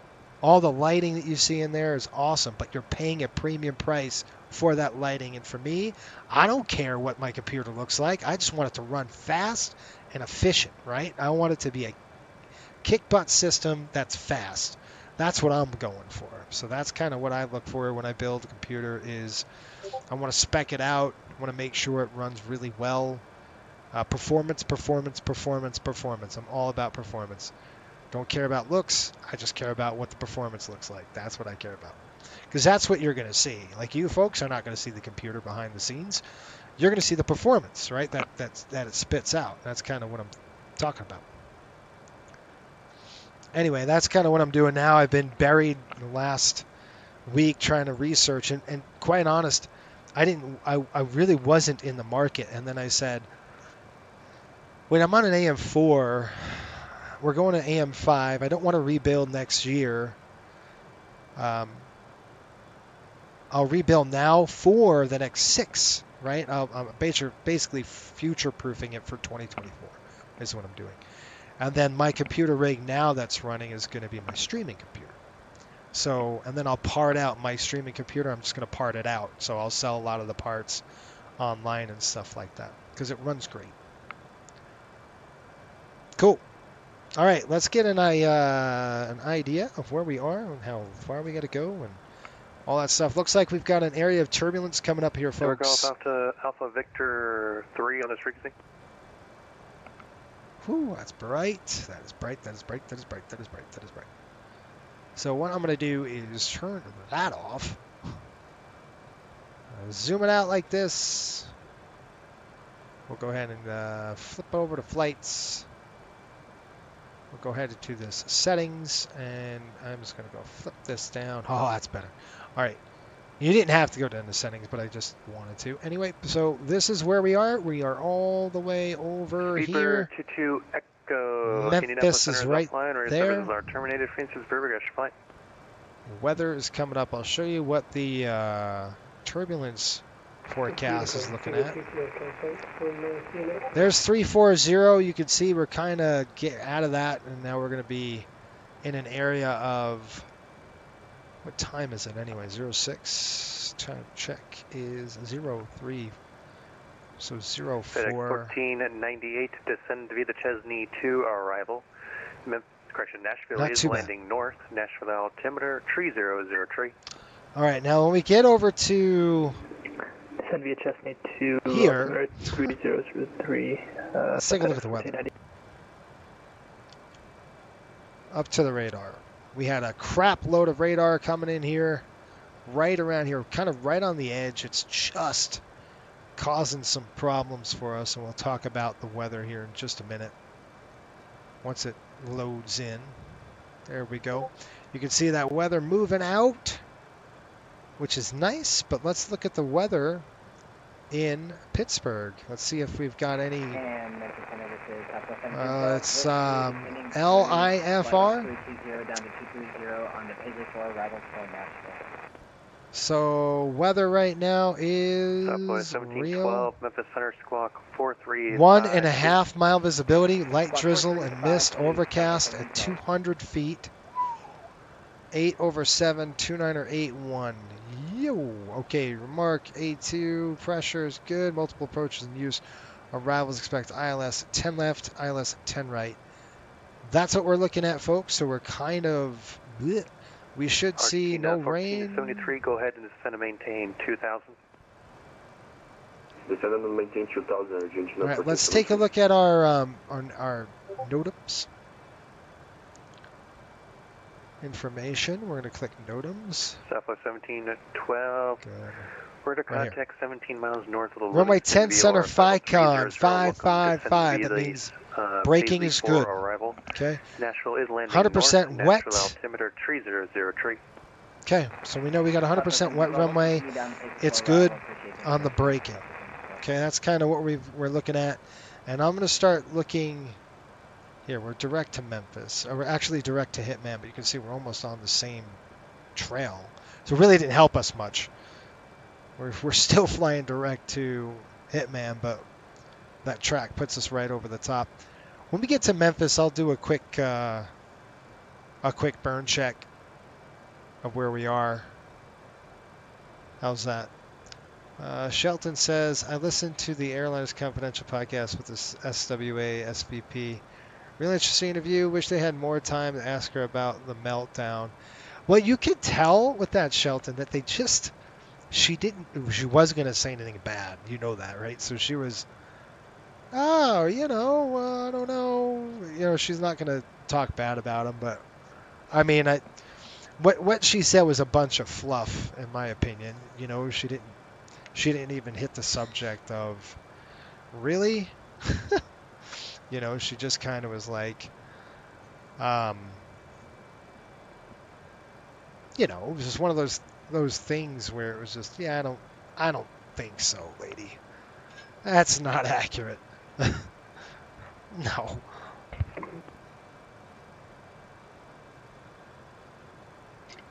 All right.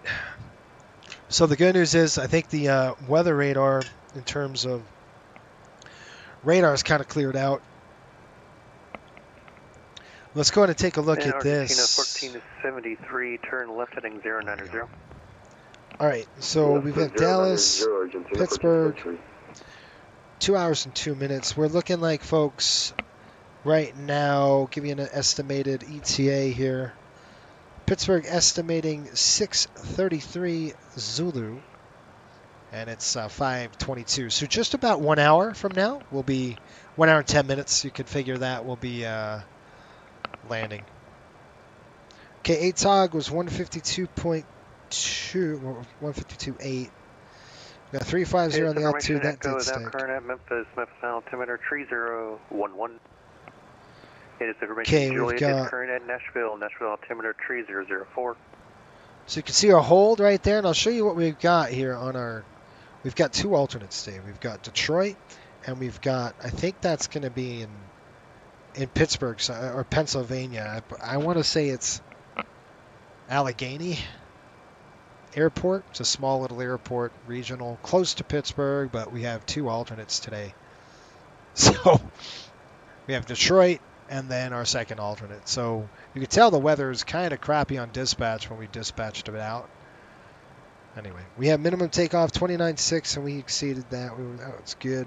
Minimum plan's 30.4. That's what we left with. Takeoff weight's down and landing weight's down there. The runway 36 left localizer. Okay.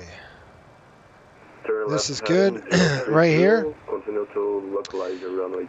Do you affirmably state that you're fit for duty in accordance with CFR Part 117? I do. I should have done this before. Okay, when we get to Memphis here, I'm going to do a burn check over Memphis. Now, 1712, contact Nashville approach. We're basically just going to look at the VOR here. So the VOR Memphis is 117.5. So we're about 34 miles away. You are 6 miles from Cadiz. Maintain 2,000. We're just going to do a burn check.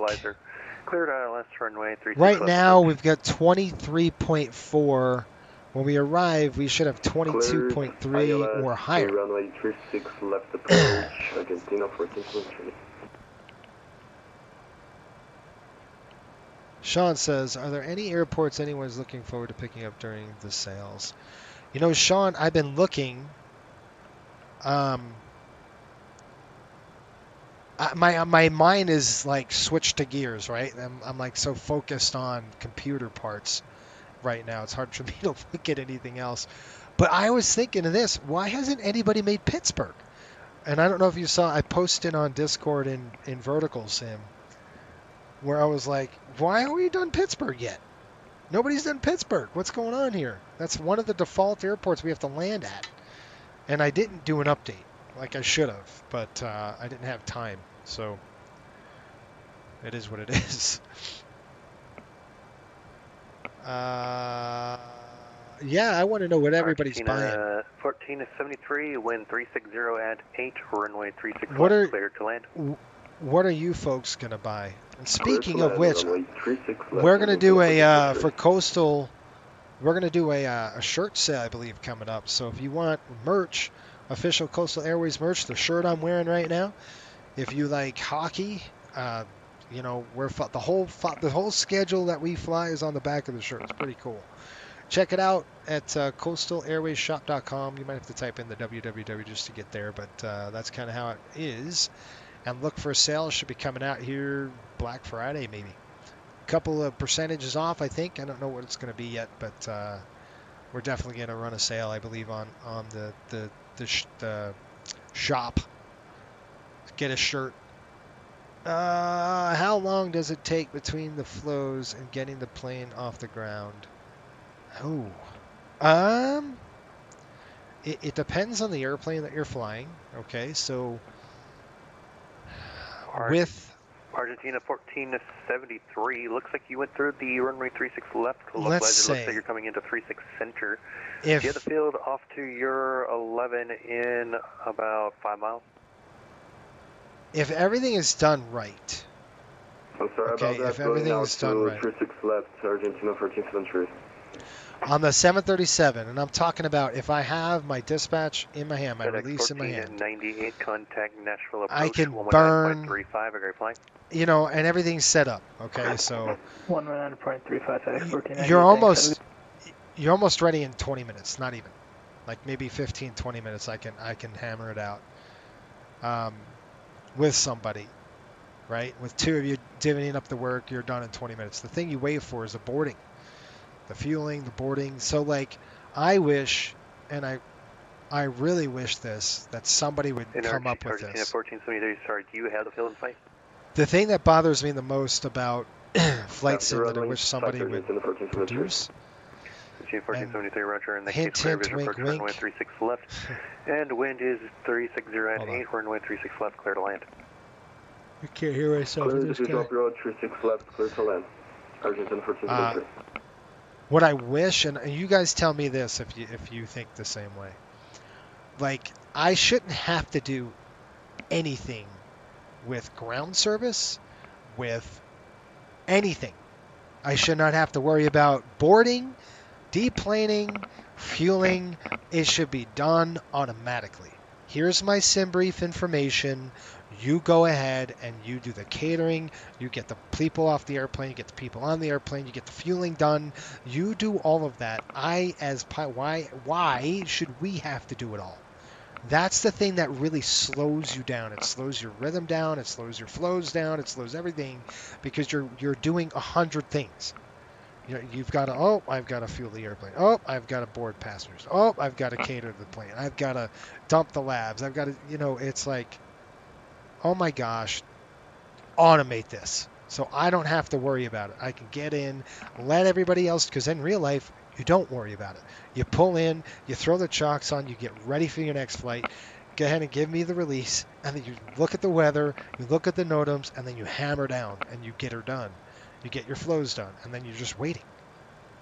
You do your flows, run your checklist, and then you're like, okay, now what? And then, obviously captains will deal with the management of it because there's always something going on. But still, that should be automated in my eyes. we shouldn't have to do that. I would really would. Somebody needs to develop that. I think. I don't know if they can or not, but really, somebody really should develop it because it's a pain in the neck. Sean says, I think it's due to the construction. It is undergoing a huge renovation. I think it's supposed to be finished around 2025. Ah, that's what it is, Sean. Okay, that makes sense, right? We got 101 knots on the tail. Look at that. Doing a ground speed 552. That is fantastic. Fantastical.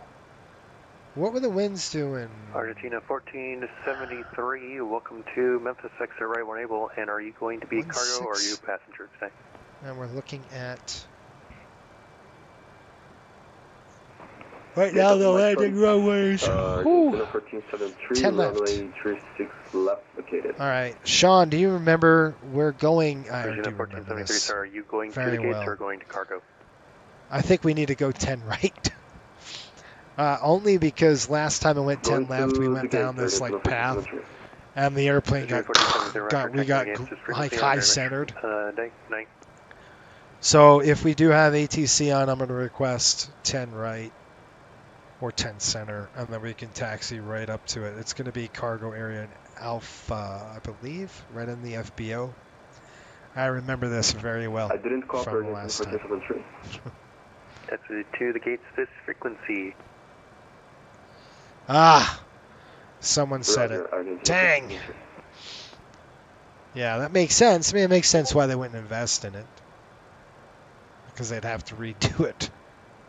Well, that makes sense. It was always, but it was never done, right? It was never done. But you could say the same thing about Salt Lake. Salt Lake City's not done. Well, tell me an airport that is done, right? Denver's not done. They're still building on the Denver. They're building on a Salt Lake. And I would jump all over that. I would build it the way it is right now and then have, okay, we're going to revise it here in a year. Because then it keeps people buying your product. I don't know. To me, it seems, shoot, we passed Memphis. What do we have on there? 22.7. Memphis was 22.3. We're still good, and we're past Memphis. So I'm going to put 22.7. That's good on the burn. We had a lot more than that, but Hitman's coming up. We'll do a burn check on Hitman. Looks like a 20.4. We will have over Hitman 21.4. We're estimating 20.4, so we're 1,000 over burn, which is good. 1,000 under burn. 10 right is the is the runway to land on, just because it's going to give us a little bit of better.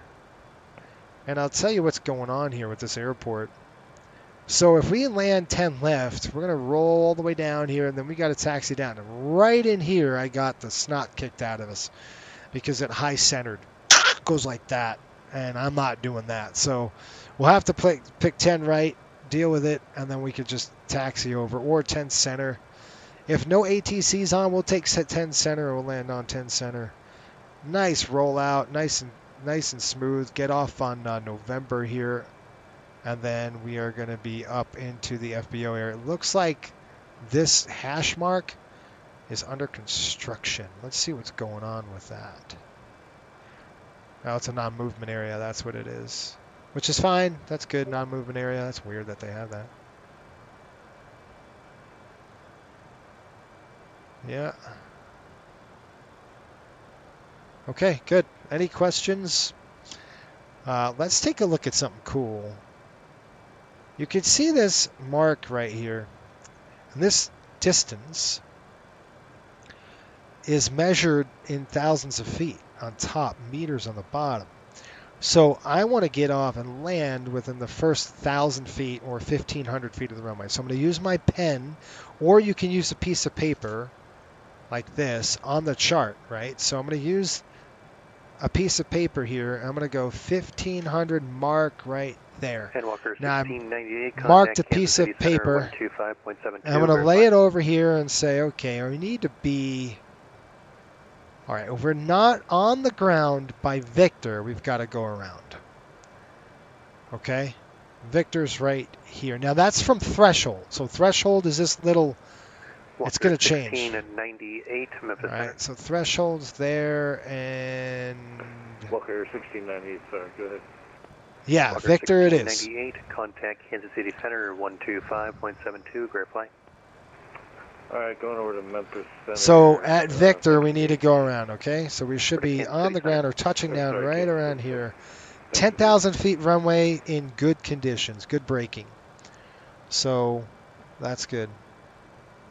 Cody, what's going on, buddy? He says, good evening, Coastal Crew. Checking in remotely since the family and I are on the road for Thanksgiving. Hope you all had a great holiday weekend. Yeah, we hope you have a great one too, bud. Pops is out of here. Good night. Happy Thanksgiving. All right, Pops. We'll see you Friday. We're still doing a stream Friday. Wait, Sean, are we doing a stream Friday? I don't know where we're going here. Hang on, let me look at the paperwork. We've got We're flying out of Pittsburgh tomorrow. That is going to be a tomorrow night's. No, I'm not flying out of Pittsburgh tomorrow. I'm going to fly out of Pittsburgh on Thursday. So Thanksgiving night, I'll fly out of Pittsburgh. That's probably going to be a private stream. We're going to go to Pittsburgh to Philly, very close.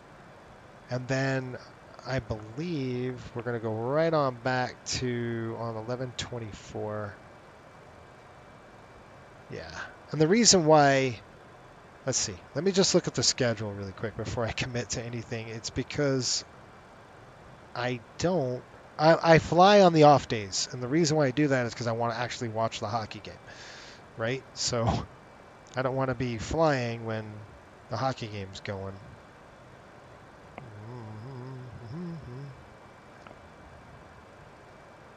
Friday is super quick. Yeah, it's going to be really fast.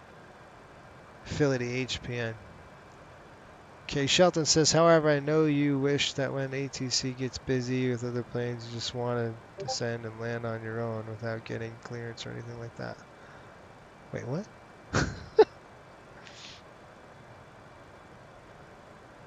Dude, Philly will be nice. I'm going to get that airport. Yeah. We have brand new scenery for it too, so it's going to be fun to check out because I haven't been there yet, so I don't know what it's kind of looking like for us. But Cody, another thing, the Technom that I saw, I just got the new Technom. I do have that in the sim, but I mean it's probably a great trainer. You know what I mean? The Technom, what is it? The P2, is it a 26 or something like that? That's a good trainer. Okay, the Rangers play tomorrow at Penguins. We won't fly tomorrow.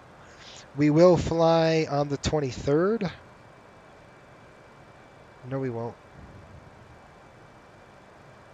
Wait, what? I'm going to be busy that night. Thanksgiving night, I'll be busy, folks. It might be tomorrow night where I fly. And then Argentina 1473. Friday, Have a nice week. we're at Philly. 1473, thank you. So Friday night, we're at Philly. Shoot. Oh, shoot. I have to fly Friday night. So Friday night, I'm flying Thursday night. I'm flying tomorrow night. Yeah, we go from Rangers. We'll go from Pittsburgh to Philly, very fast flight. That's going to be tomorrow night. That'll be a private stream. And then we're going to go from Philly to HPM, but that's going to be late, guys. It's going to be after the hockey game on Friday night, so we're looking at... Oh, no, wait, they play at 11 a.m. Oh, yes. So I'll do that Friday, right after the game. Like 2, 3 o'clock in the afternoon. Or we can just do it at our normal time, which I'll probably do our normal time at 7 on Friday. And then they play the Boston Bruins on Saturday. Oh, that's a rough schedule. Then we've got the Sabres, and I think we're off for the rest of the week. And we jump back on the road in Nashville on the 1st. December 1st, we'll fly over to Nashville. That'd be fun. And then we fly home. That's a quick one, though. Then we go to Ottawa. And then what? Then we got Washington. Then we're home that whole week. So that week of the 10th, we are off. We got Boston on the 16th. Then we got Toronto. I'm trying to think where I can fit this 4-day in. There's got to be a 4-day stint where I could fly for 4 days straight, and I'm looking at it right now. Do want to still fly ETOPS. What would you guys rather see, a full 4-day schedule, or would you rather see an ETOPS flight? I don't know if I can do both with the charter. I don't think I can. So it's one or the other. You want to do a 4-day, or do you guys want to see...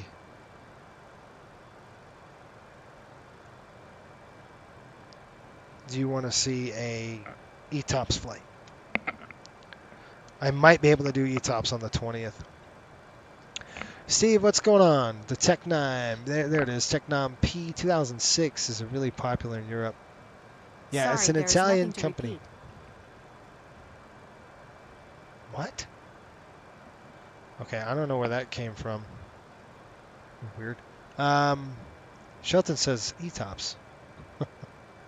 Sean says ETOPS. Steve, French, do the pilots follow the team in real life, or do they swap out mid-trip? Seems like not a lot of block time. Yeah, no, Steve, they swap them out. They right, like if we were flying the team right now, we would drop off the team and this airplane be going somewhere else. However, we signed a contract with Coastal Airways that it's exclusively their aircraft. So the pilots and the team, we stay together because we're Coastal that way. But we have in normal ops, like Delta just dumps them off and they position the airplane somewhere else. Like this one would probably go from Pittsburgh to somewhere. It could, it might ferry empty, or they might take it out of Pittsburgh and go to Atlanta, on a regular passenger flight the next day. So that's a great question. They always usually do that. They always, kind of play chess with their aircraft. And then after the game, they'll have an airplane ready. They'll fly it into Pittsburgh on a passenger flight, dump the passengers off, then taxi back over there, something like that. Or they might just go in empty. Ryan, happy Thanksgiving to you, my friend. Thanks for checking in. I enjoyed your stream, by the way. I really liked it. I just saw you at the top of Descent, so that's kind of where I picked it up. Technom, he says there's a Technom 2P206 for MSFS. Now that I've got it and access to the real deal, it'll be interesting to see how true to life this inversion is. So far, the G1000 NXI, avionics seems spot on between them. That's cool. Yeah, let me know. I'd like to, I did buy the Technom Traveler today. I've got that. And I've got the P2006 as well. I think they're Rotax engines, at least the P2006, 100 horsepower each or something. The Traveler is 375 horses on each engine. And I flew it today. I went up to Hyannis on a Cape Air, just kind of a route, just to feel the airplane out, see how we like it. It's a good airplane. Interesting, right? Good stuff. It holds 9 people. Thought it was cool. It's powered by 2 Rotax engines, about 100 horsepower. Okay, good. Jason, have you seen the price for the the 4090? I have. As a matter of fact, we were just talking about it. I'm actually building a new computer right now. That's on my radar, a 4090. I'm not spending that money on it, though. I can guarantee you that. So I'm going to wait for those prices to drop a little bit, and then hopefully you can snag one at a pretty decent rate. I'll let you guys know. I'll keep you posted. Better yet, the members and our patrons, I'm going to keep you guys posted behind the scenes stuff as I get the parts that come in, and I'll probably do a build behind the scenes. I'll just set up the camera, do a rudimentary build, and then you guys could see the what goes on the back end. And like I said, I've got 6 parts in my cart right now. I'm going to pull the trigger probably tomorrow on that and get those parts in. Okay, we got Hitman coming up, by the way. No, either am I. Same feeling. Yeah, it's just, that's rough, man. I mean, that's a lot of money. Who wants to spend that? Nope. All right, Cody says it's also a new learning challenge for me. For example, the weight and balance for the Technom is done in percentage Mac. Good, rather than traditional weight times arm equal moment. Math that we're accustomed to. Yeah, but percentage of Mac is good. That's what airlines do, you know. So that's a good thing. Percentage of Mac is mean aerodynamic chord is what that means, but that's a good thing. You know, that's because that's how the airlines do it in percentage Mac as well. Pretty cool. Radio check. Steve says that makes sense. I know up here in Canada, the team's flying Air Canada jets, and I always wonder what the crew does. Because they fly down to destinations that aren't in the air, on the network. That's what they'll do. They'll ferry it out empty. But I'm hearing myself, so I'm just testing the radio. Thanks. You're getting a 4060. That's going to be good. I'm buying my specs tomorrow. Good deal. Yeah, I've got a new one coming up as well. I'm future-proofing it for 2024. What card are you going with, my friend? I mean, what CPU you're going to go with, Ryan? Have you figured that out yet?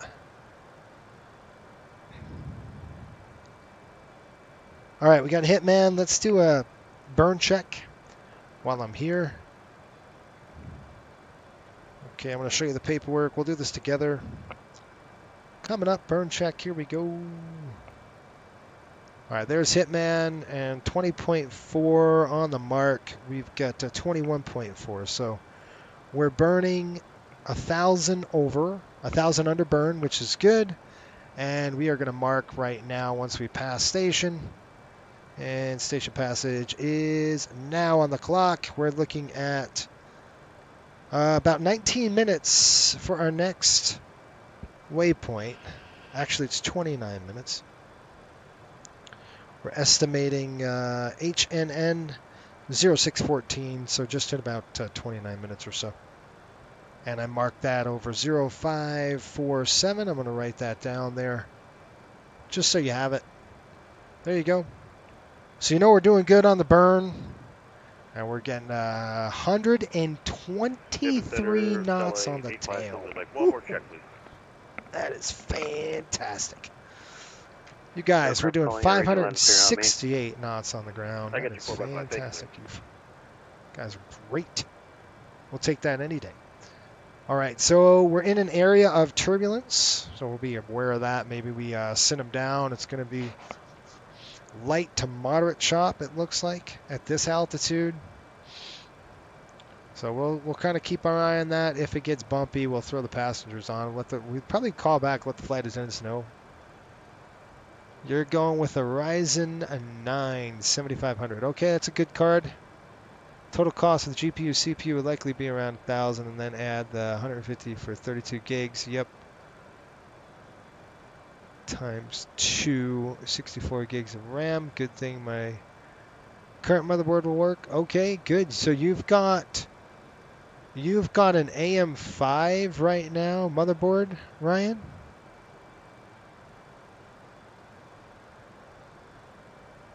Do you have an AM5?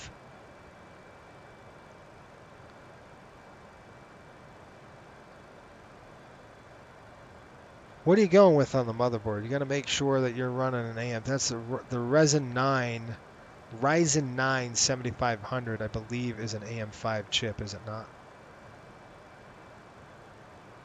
Sean says, also hoping for some sales from any builds. Yeah, PHNL is the one I'm looking forward to. Obviously, if you guys want me to fly this dang, I have the Ryzen 5 and a 1600 on the GPU. Yeah, but what's your card? So the Ryzen 5 is a 5th generation, but you can have like a Ryzen 5 something. Yeah, my dad, and check the motherboard compatibility. Okay.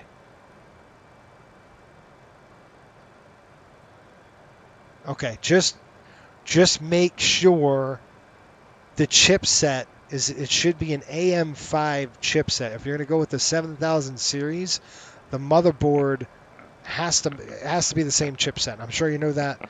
I'm running an AM4 and I have a Ryzen 5800X3D, and that's an AM4. I'm going to the 7000 series and I need an AM5 motherboard with DDR5 RAM.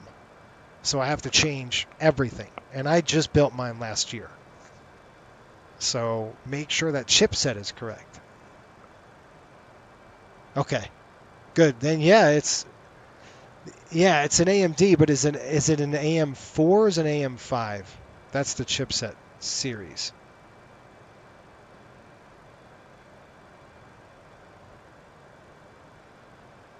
And I don't know the if it's an AM4 on the motherboard and you want a 7000 series card, you're going to have to go to an AM5.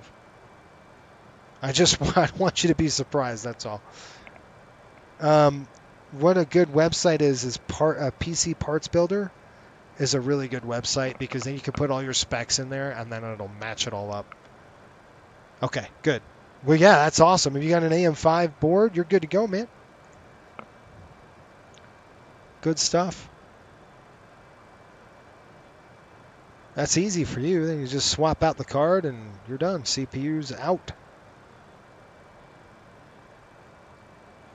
Yeah, good stuff. I'm going with a 7800 3DX or X3D. I've got to get an AM5 on there. So I need a new motherboard. I'm buying a whole new computer. And then I'm doing a 4090 on the card. I'm just going to wait till they drop. It's the same case I have now. It's an awesome case. It's cheap. So I'm buying that. And good. We got a weather update. I'm excited for you, Ryan. You're going to love it, man. You are absolutely going to love it. You're going to get that computer dialed in. You're going to go, holy smokes. Sometimes you have to update your UEFI BIOS on your motherboard too. So it's good to check your motherboard's website. Yep. When a new processor comes out after you've had your board for a while. Yeah, it's a good idea. That I was talking about, you actually want to wipe it. You actually want to reset the motherboard, wipe the whole thing. If you're going to swap the cards out, YouTube videos are great for that. Because you kind of want to, I forgot, you want to wipe the memory out, the cache, the whole 9 yards, because you're starting brand new, brand fresh, and that's kind of what you want. Cool. This is, I'm excited with the GPU, even if it's not the latest. You don't need a 4090. A 4060 is going to run good, man. 4060 was released this summer. 4090 was released the October. Yeah. Yep.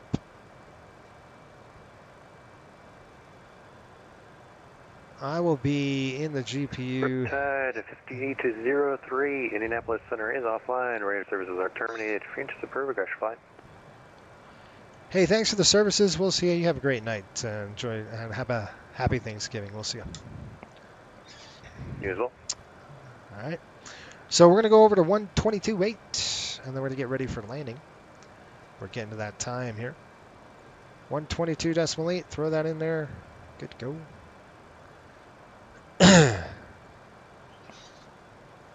Ryan says, I'm going to be in GPU heaven. Yes, you will.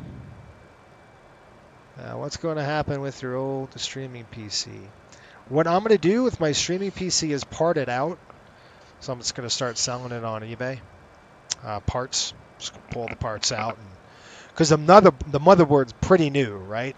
I think I'm running a 5800 chip on this one, which is really good. Still really good chip. The 5800 is a fantastic chip still. So I'm going to run that. I'll part that out. And then that's kind of what I'll do. And then it's probably going to hold on to the GPU for a minute. Just in case. Just going to kind of wait for that. You know, make sure we're good to go and it's solid. And then I'll part it out. I'll part out the motherboard. That's why you save all the boxes. And I'll part that out. I'll part the GPU. I'll part out the chip. the CPU. The power supply, I'm probably going to... No. I'm going to hold on to the power supply. But anyway, yeah, that's kind of what I'll do with it. My plan, anyway. Okay, folks, we are close. HNN's coming up, and that's going to be our transition into the arrival. So we are looking at... We've got Henderson VOR. That's going to be 115.9er. I'm going to go ahead and set that here. There you go, 115.9ers, Henderson VOR. Once we hit Henderson, we've got to descend at Whiskey at 10,000 feet.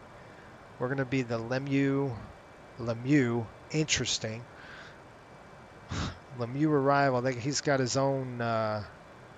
where's Sid? Where's Sid the Kid? There it is. Crosby, Malkin, Fleury. Oh, that's awesome. All these are hockey players. That's cool. Whiskey. That's Lemieux is. So we're going to hit Lemieux at... that's memorable. Pretty good for us. Let's go ahead and check that out on the legs page and see what we got going on. We've got Air, Whiskey, Lemieux, and then vectors. And I'm definitely going to vector myself in to the 10 center. We are going to be in, let's see, who handles Pittsburgh? Indianapolis. Do we go? Cleveland will handle Pittsburgh, and they are online, so we might have an issue. We'll try to ask for that center. We'll see.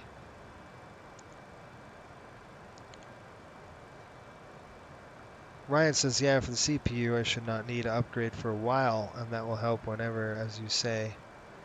Wait to just update the GPU and the prices drop over time. Yeah, it's good. It's good. It's a good... what you don't want is the opposite, right? You don't want to bottleneck. You don't want to bottleneck your CPU. So what you're doing is the right thing, okay? So you're getting a really amped up CPU, and then your GPU is going to be perfect for it, okay? What you don't want to do is the opposite, right? You don't want subpar CPU and a souped-up GPU, then you're going to bottleneck the crap out of your CPU.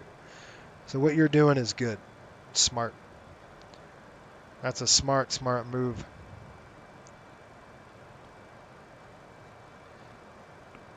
All right, folks, we've got approximately 198 miles to top of descent. We're going to have weather's just changed, so whatever the weather is now, we're going to go ahead and write that down, record that weather, and then use that weather for the approach. Cleveland Center is online, so I'm expecting, some stuff there. All right, it's been 11 minutes since the last pass, and I'm going to head to the restroom really quick. Get about 1,800 pounds in the center tank before we flip it over. We have plenty of gas on board, 20,000 pounds of fuel. My goodness, we have a lot of fuel, which is good. That's just going to help us as the weather is going to start deteriorating as we get closer to Pittsburgh. All right, I'm going to jump to the lav really quick, and Captain will be off the bridge. You guys talk amongst yourselves. I will be right back.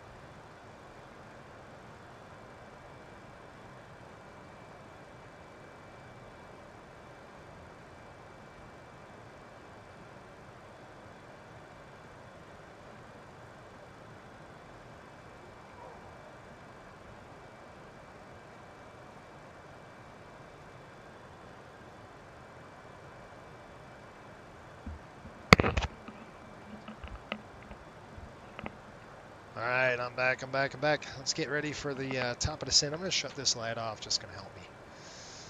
Might get a little darker here, but that's all right.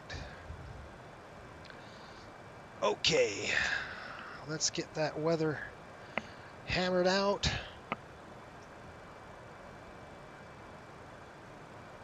Okay, good stuff. All right, folks, the weather in Pittsburgh right now. Pittsburgh ATIS information Zulu is current. We have winds. It's a special. That's lovely when we get a special. Nice.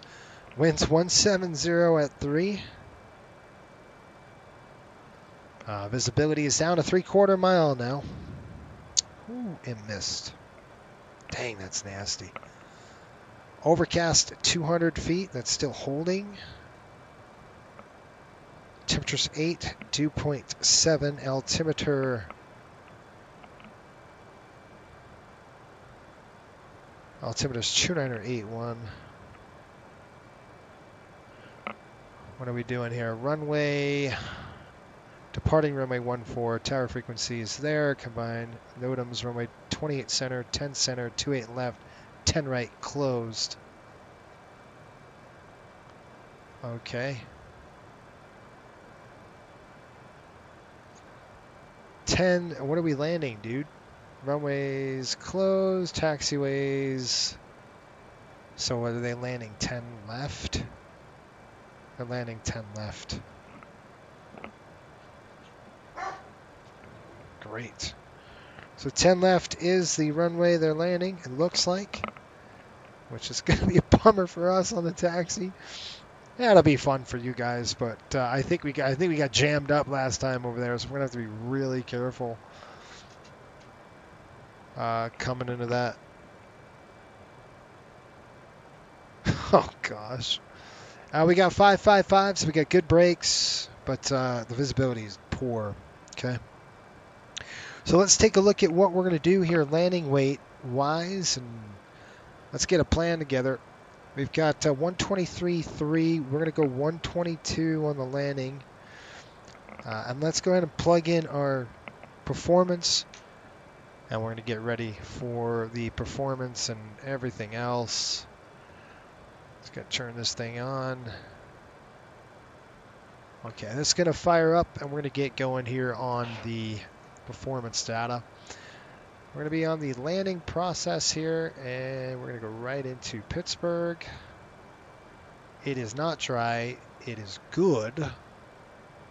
Good to medium. It's just good. Okay, winds are 170 at 3. So calm winds. Remember, they just had a front pass.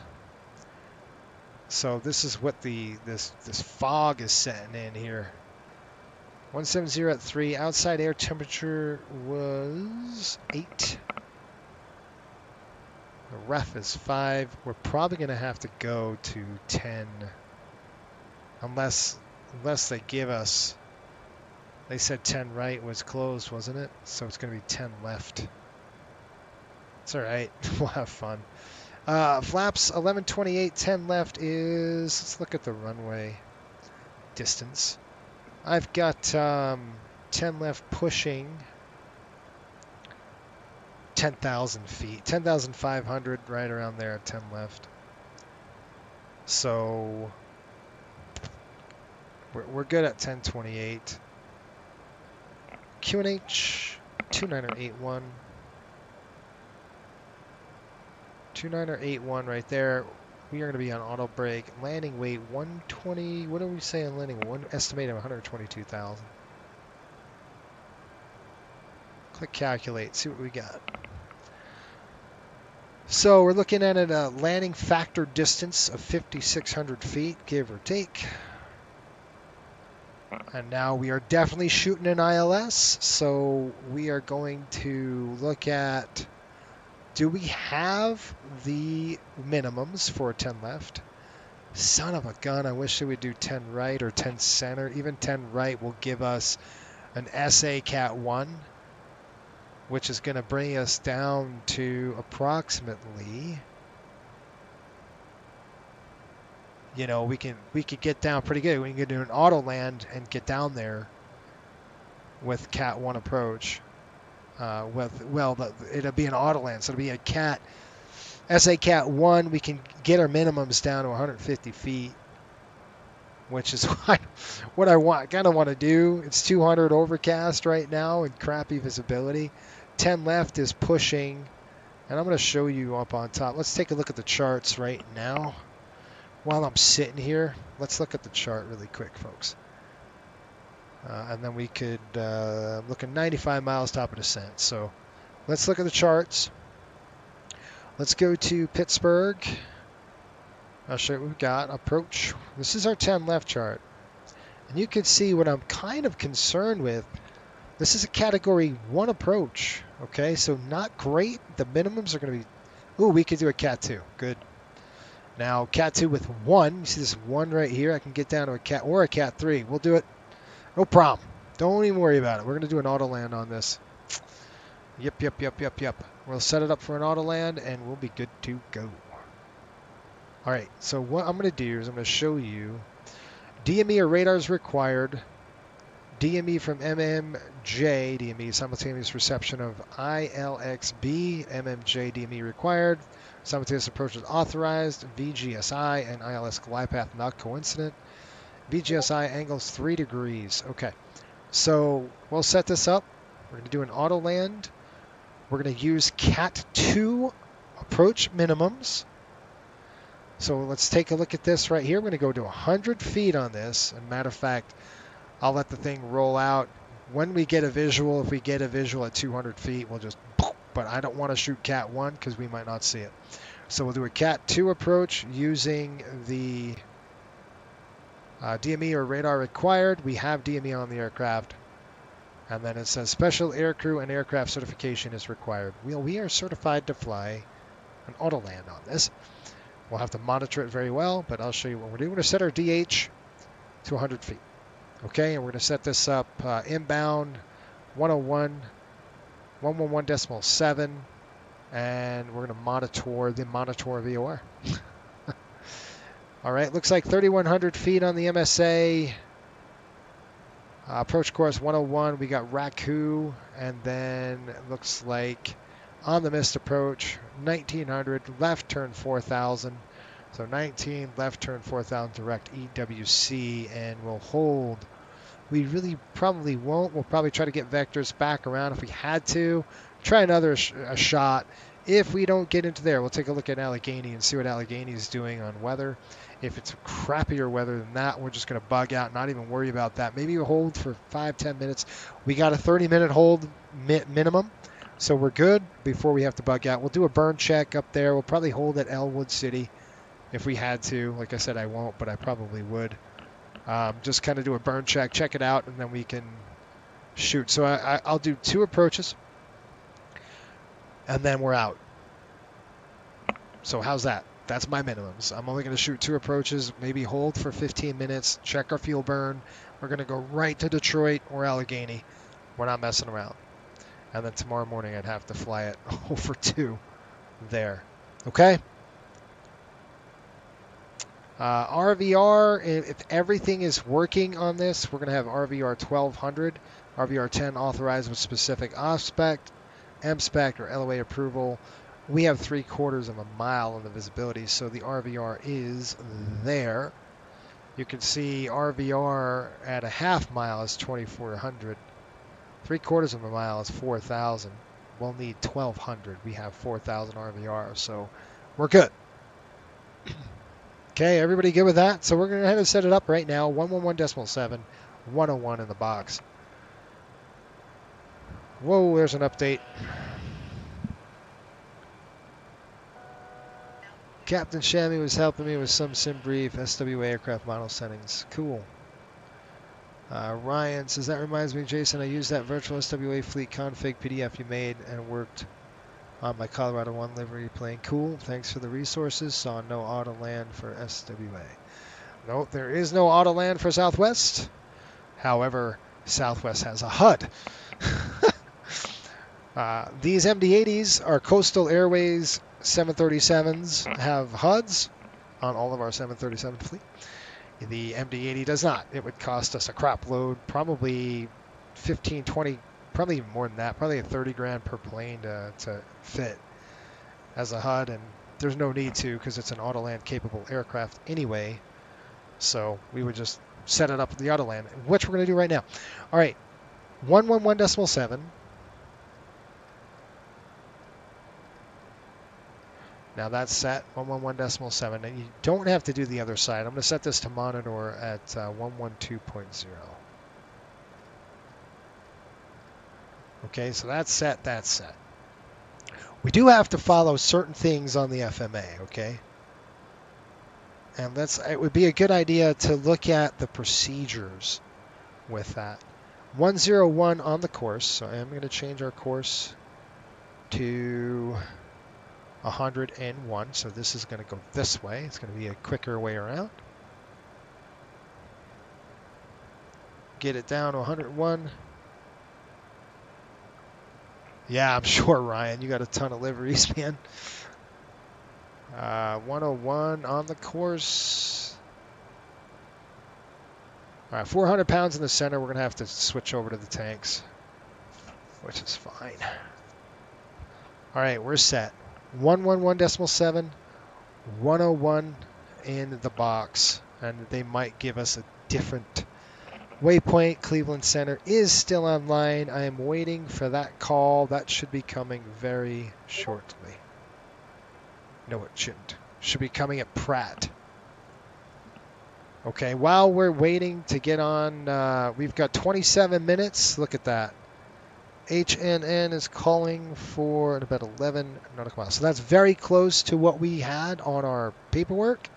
I'll stop the clock right now and reset that. So that's 28 minutes. We're right where we need to be on the burn. I mean, on the timing. So we're right there, folks. Now, I am going to do one thing. It's always a good idea before we are going to fly a procedure to actually, to actually look at that procedure and check out just the profile, all right? And I want to look at really profile and see what we have to do.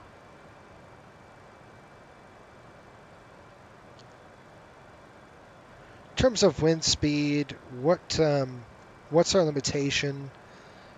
And I'm looking at my iPad here. A successful Autoland pre-flight is required on the DFGC to be used for an Autoland. We've done that already. Reports requiring the use of Autoland missed approach must be executed if the autopilot trim light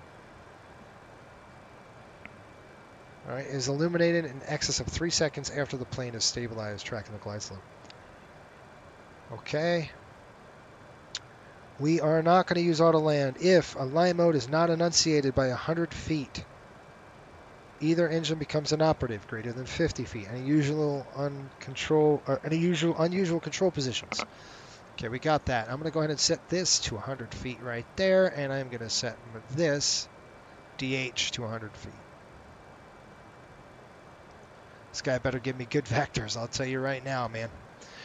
Last guy, coming into, it was almost a 90-degree vector, and he blew me right through this thing is only going to turn 15 degrees, and I was like, I knew it. I saw it coming, too. Auto spoilers aren't inoperative. We can't use it. No, we're good. Both buses are powered by a single generator. Everything is good there. Maximum allowable winds, we're looking for a headwind at 25 knots. We're good. So we're good on limitations. It's always a good thing to check that just in case. We're looking at IRS system. Autoland is inhibited when either I or U, attitude, or off. Enhanced GPWS must be an override when operating in attitude mode. Nope. No worries there. Let's take a look at this. That's what I want to look at next.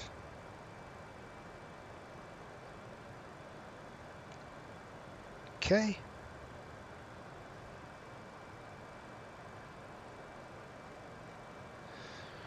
All right, auto land approach is when enunciate approximately 1,500 feet RA. Oh, shoot, I gotta set my... Hang on, I've just gotta set the altitude down to approximately 10,000 feet. And then we've got a enunciator on. We're gonna burn off the center. I can't see, so stand by. Just want to make sure those pumps are on. They are. Okay, they're on. And 10,000 feet coming in on the altitude. 10,000 feet arm. That is armed. And here comes Cleveland. Cleveland Center. We got to pick them up 119.875. 119.8. 119.875.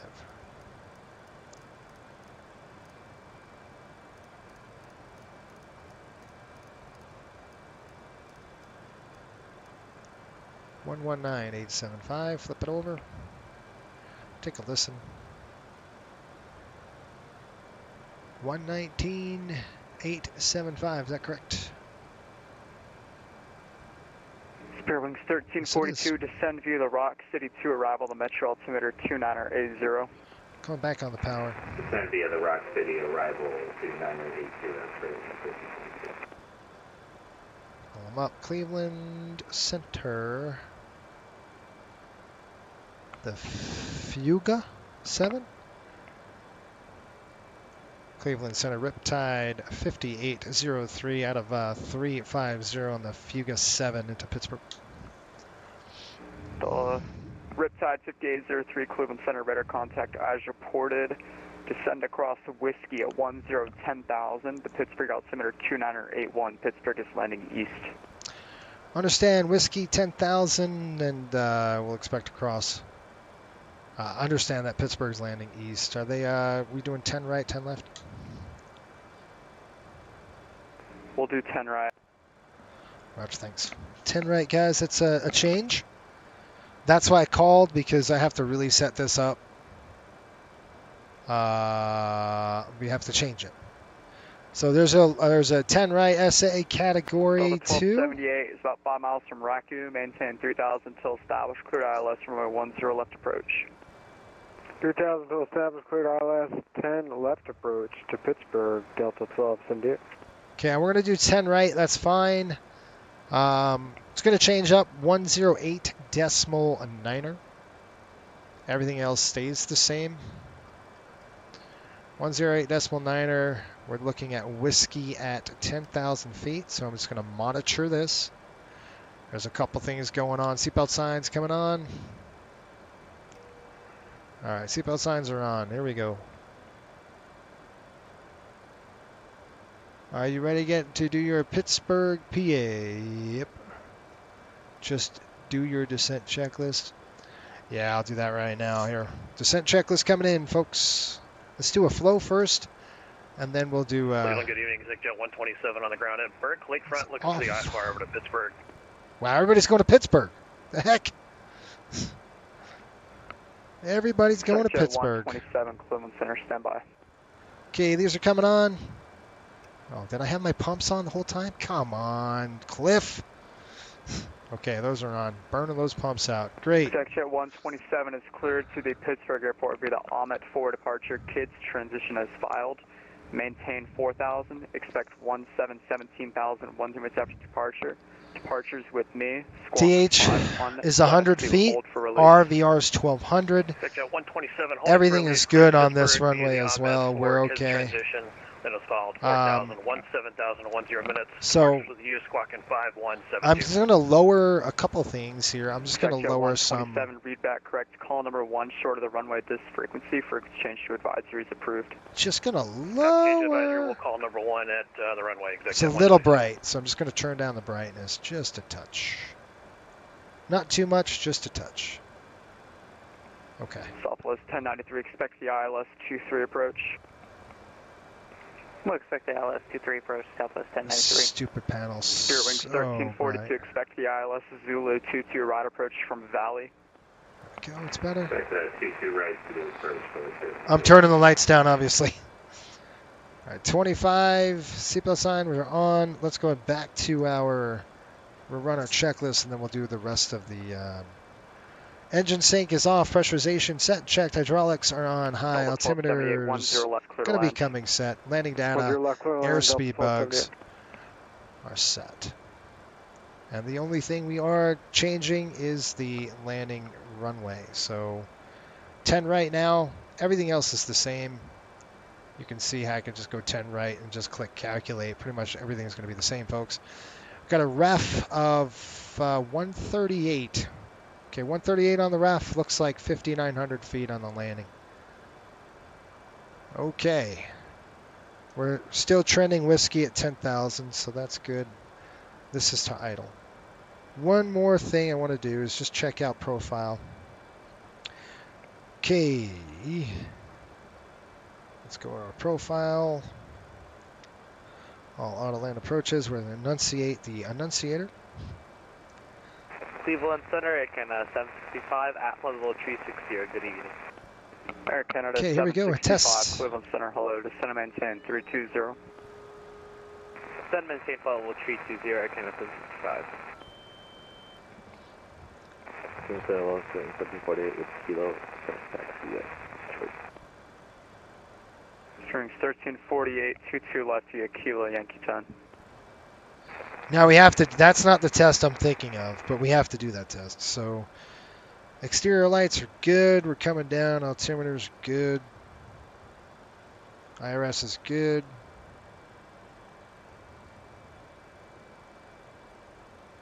Okay, I gotta check that out.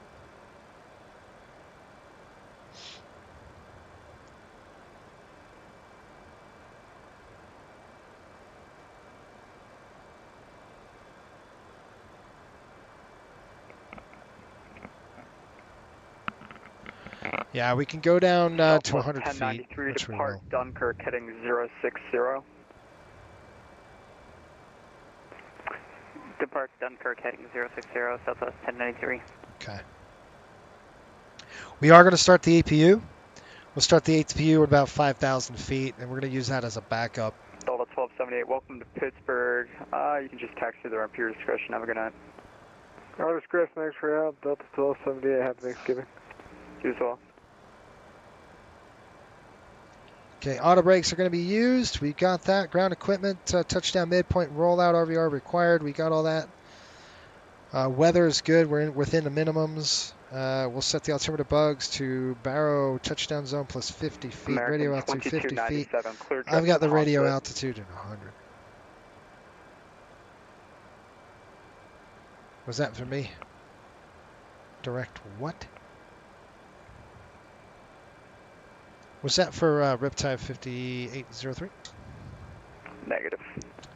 Okay. Roger. 10 ILS 10 right. I'm going to plug that in right now on the legs page. We got whiskey, vectors, and then we are in good.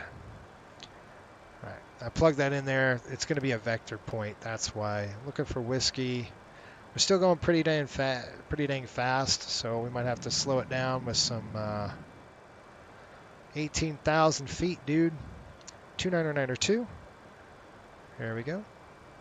Check that. 29902. 29983 is appropriate for this. And we're going to come in. Local lights are coming on. We'll get the lights on, start flying the jet. Can't get too saturated. 29983, right about there. That's good. Throw our lights on, and we are in good shape. All right, those are on. That's on. Good to go. Lights set and 18,000 feet. And we already done our checklist. Okay. Good to go back to the drawing board here really quick, and then I'm done. I could have done this a little earlier. Probably should have done this. That's what I wanted. Sure, checking for you, ready to go, 22 left. Strings 1348, RNF to boost, runway 22 left, clear for takeoff. RNF boost, 2 left for takeoff, 1348. Stop that rotation. Look at that. So FMA stuff, we're looking at, we'll do a descent checklist, approach checklist is normal. Arm the auto land.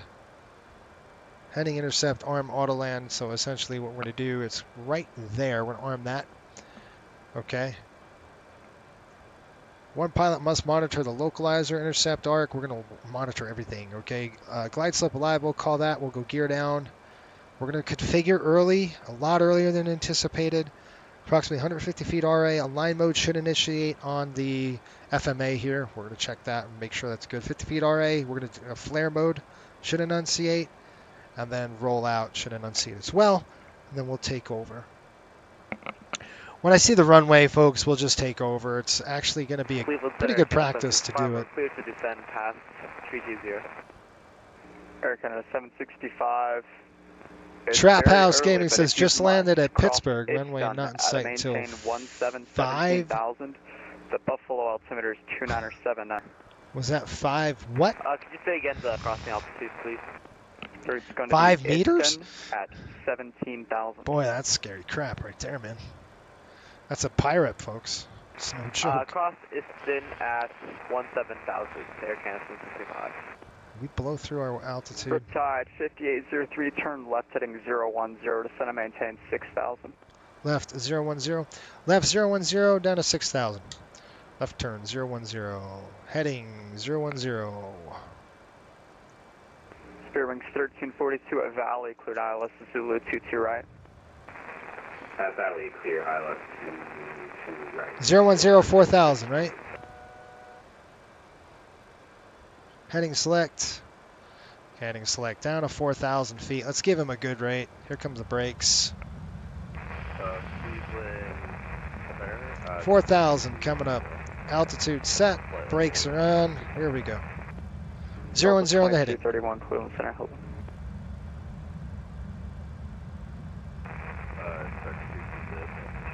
Okay, I've got the vertical speed. We give him about 1,300 feet a minute here after we slow up. 1348, radar contact, say altitude. Springs 1348, roger, call and maintain flight level 360.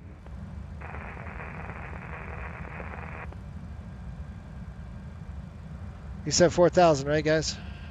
I'll confirm with them in just a minute. Okay, I'm going to go to terrain features on. There we go. Cleveland Center Riptide 5803, confirm 4,000. Riptide 5803, descend and maintain 4,000. Roger, 4,000, thank you. Okay, just want to confirm that, guys. You never want to just assume. Descend and maintain 6,000. Okay, we're off of the arrival now. And now we're going to go ILS 10 left. Or excuse me, 10 right. Here we are. 10 right it is. There we go. Air Canada 519, Toronto is closed for exchange crew. Have a good night. Okay, 108.9. Over to Unicom. Thanks for the service. Air Canada 519. See ya. I might even shut this light off, guys, just for a minute until I could see what's going on out of my window. I'm sorry. So if I go dark on you, that's why. As a matter of fact, I'll probably just do this. And I'll just do that for you. So you can see, you can't see me, that's fine, but you can, at least you can see me here.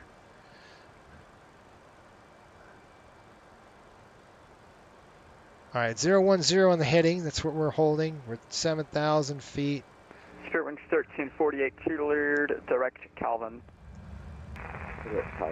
Brakes, slowing speed. I need to get down, folks. About right there. Okay, slats coming in. Get those slats out. It's going to help slow the aircraft down just what we need. Roger. Southwest 1093, Cleveland Center. Go for Southwest 1093.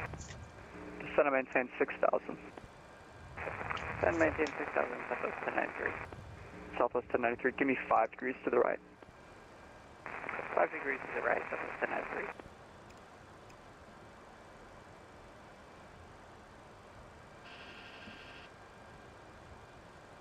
Okay, speed brakes are in. Coming down here. We're going to go ahead and throw this on to medium. I have to wait to arm it. 6,000. 6 for 4, looking good.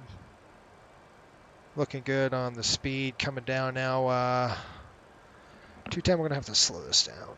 Riptide 5803 is 4 miles from Willie, turn right heading 070, maintain 4 till south, cleared ILS 10 right approach.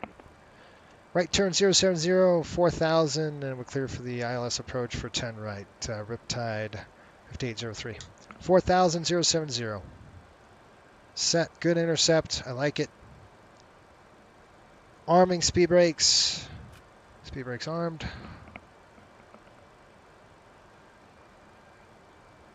Speed's coming down. 190 on the speed. Let's go. We're nice and slow here. We're going to definitely start slowing down. ILS coming in. I'm going to go ahead and set that right now. Approach is set. ILS is on. Flaps 15. Flaps are 11. I kind of blew the course, didn't I? I got to keep the turn in.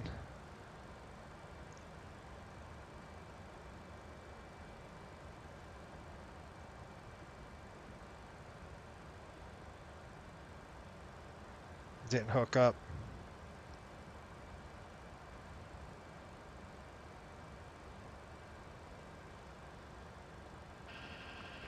Riptide 5803, that was on me. I had a little bit of a late turn. You can keep 130 to reach on the localizer. Okay, 130 now, the intercept for Riptide 5803. Riptide 5803, going and descend to 3,000 as well. Down to 3,000.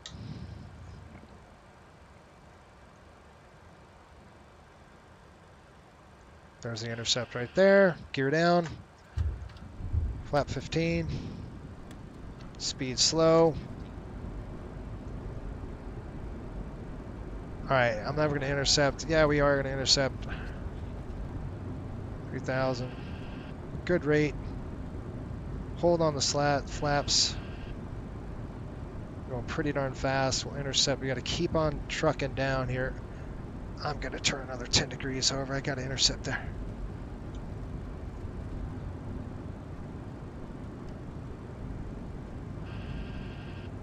Come on, hook up.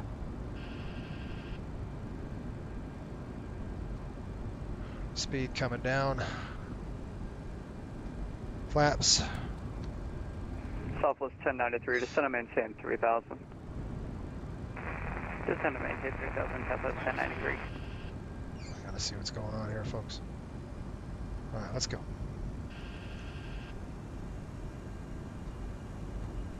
Stag, 3,000. Go. Hook up.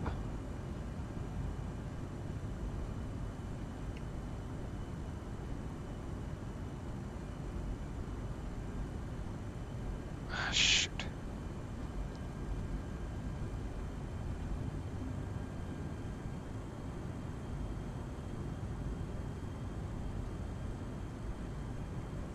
ILS in the bar, blew it again.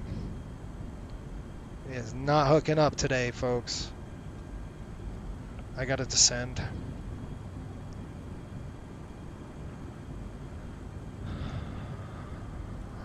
My hands full with this airplane right now. Riptide 5803, runway 10 right, clear to land. Okay, 10 right, clear to land, Riptide 5803. Spare wings 1348, I'm going to be closing up here shortly. Freak exchange to advisories approved. Have a good night. Over here, Connor. Have a good night, sir. Okay. Delta 2231, cross Iston at 17,000. The Buffalo altimeter is 29er 79er. I've got the plane. Descend, flight level 170. We're just gonna turn in a little bit. 2,300. Kind of get a good heading here, trying to get the airplane hooked up. All right there. See how that goes. Southwest 1093, turn left heading 270.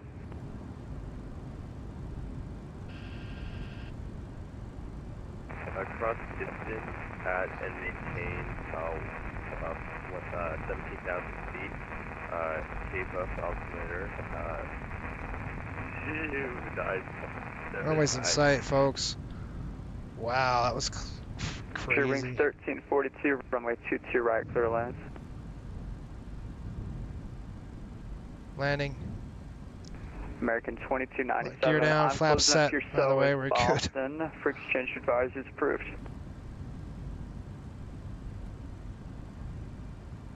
Landing lights. Shoot. I don't love that. Here we go. Reverser's up. That doesn't help with the lighting. Gosh, that was crazy. Manual there. 127, Cleveland Center, release for departure. Clearance void if not off the ground in 10 minutes. If not off the ground in 10 minutes, advisors frequency of intentions no later than 15 minutes. Free exchange back to advisors approved. Let me tell you guys, that was a long rollout. Yeah, that's why I didn't have that light on. Man, giving me a run for my money on that one, you guys. Canada 765, Toronto is closed. Free exchange to advisors approved. Have a good night. I was about 2 seconds away from hitting the go-around. I'm like, we got 500 feet. Fly heading 250 on the localizer.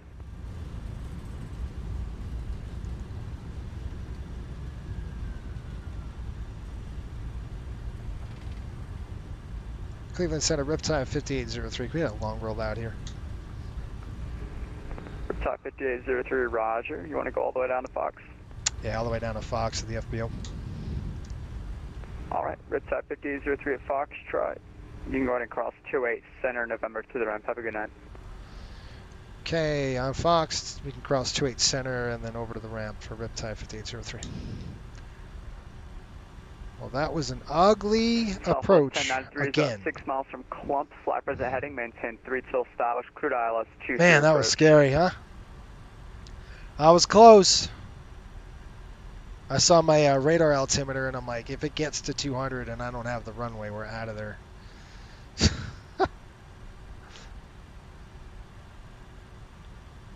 And technically speaking, I mean, I don't know what's going on with this thing. That's the second flight. It doesn't hook up very well, does it, to the ILS? It just doesn't, which is, man, that is blinding, isn't it? That's on a, gosh. Ah, that's crazy. Delta 2231. Okay, we're going to cross the runway. Toronto is also closed. Frequency to advise is approved. Have a good night. Frequency approved. Delta is 22. Over to you next time. 0. Crossing the runway right now. Looks good on my end on both sides. Welcome to Pittsburgh, folks. Holy smokes. Center, Jet 127 with you. Climbing out of Brickley. Click front 3000, 4000. SecJet 127, Cleveland Center, ident.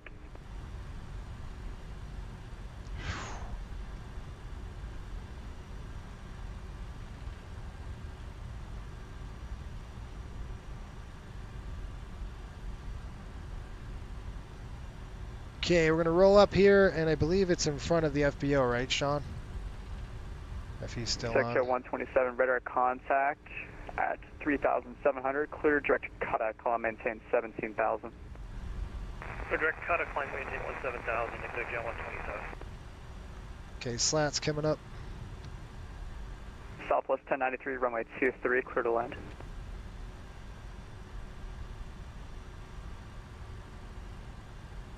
Attention aircraft, Cleveland Center is closed for exchange to is approved for everyone.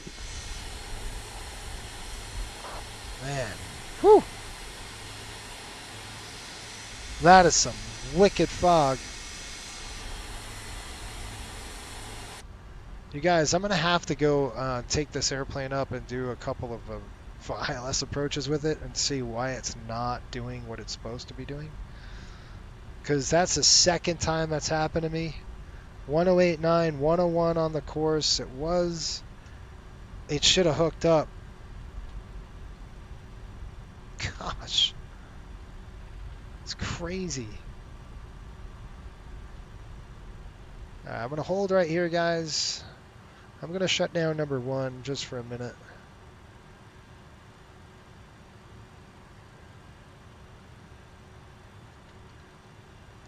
Not giving me great confidence in the ILS. Boy, that is some thick fog.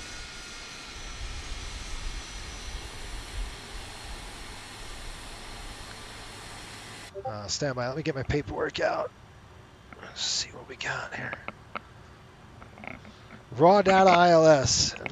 Kind of off the center line, too. I mean,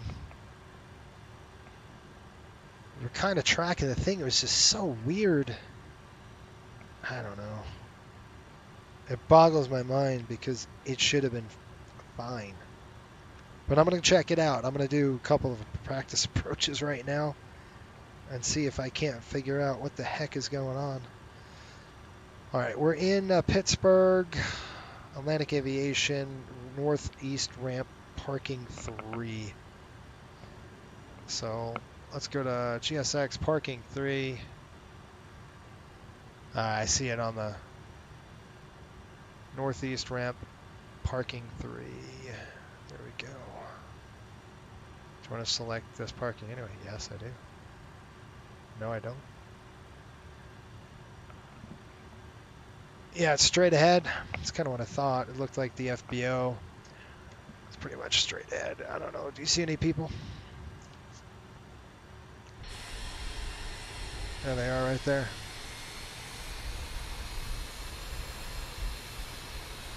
Which way are we facing?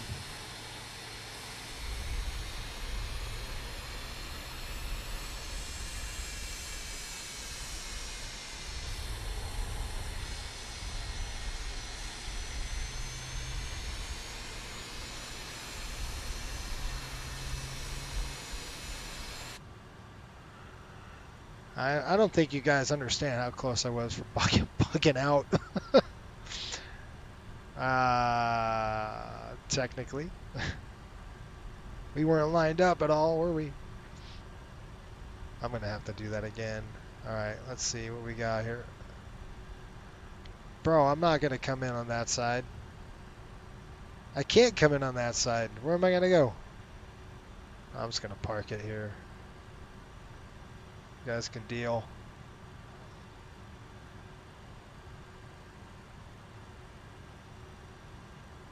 Yeah, not good. We're gonna try. I'm gonna check it out, guys. Let's see what we've got. I'm actually gonna reset it and do an ILS and see if it hooks up. And I want a vectored ILS. I don't want this perfect straight in crap because every time I'm getting vectored, it's not hooking up. Dude, I'm not coming in that way, bro. I'm coming in this way. You're gonna deal with it on this side. They want me to flip around? That ain't gonna happen. That's good enough for government work right there. Brakes on. ILS, APU's up. Go ahead and throw this off. Alright. Flood in the cockpit. There we go. On the EPU. That's coming off. That's over here. I've got to shut this thing. Open the doors. We'll get everybody off the aircraft.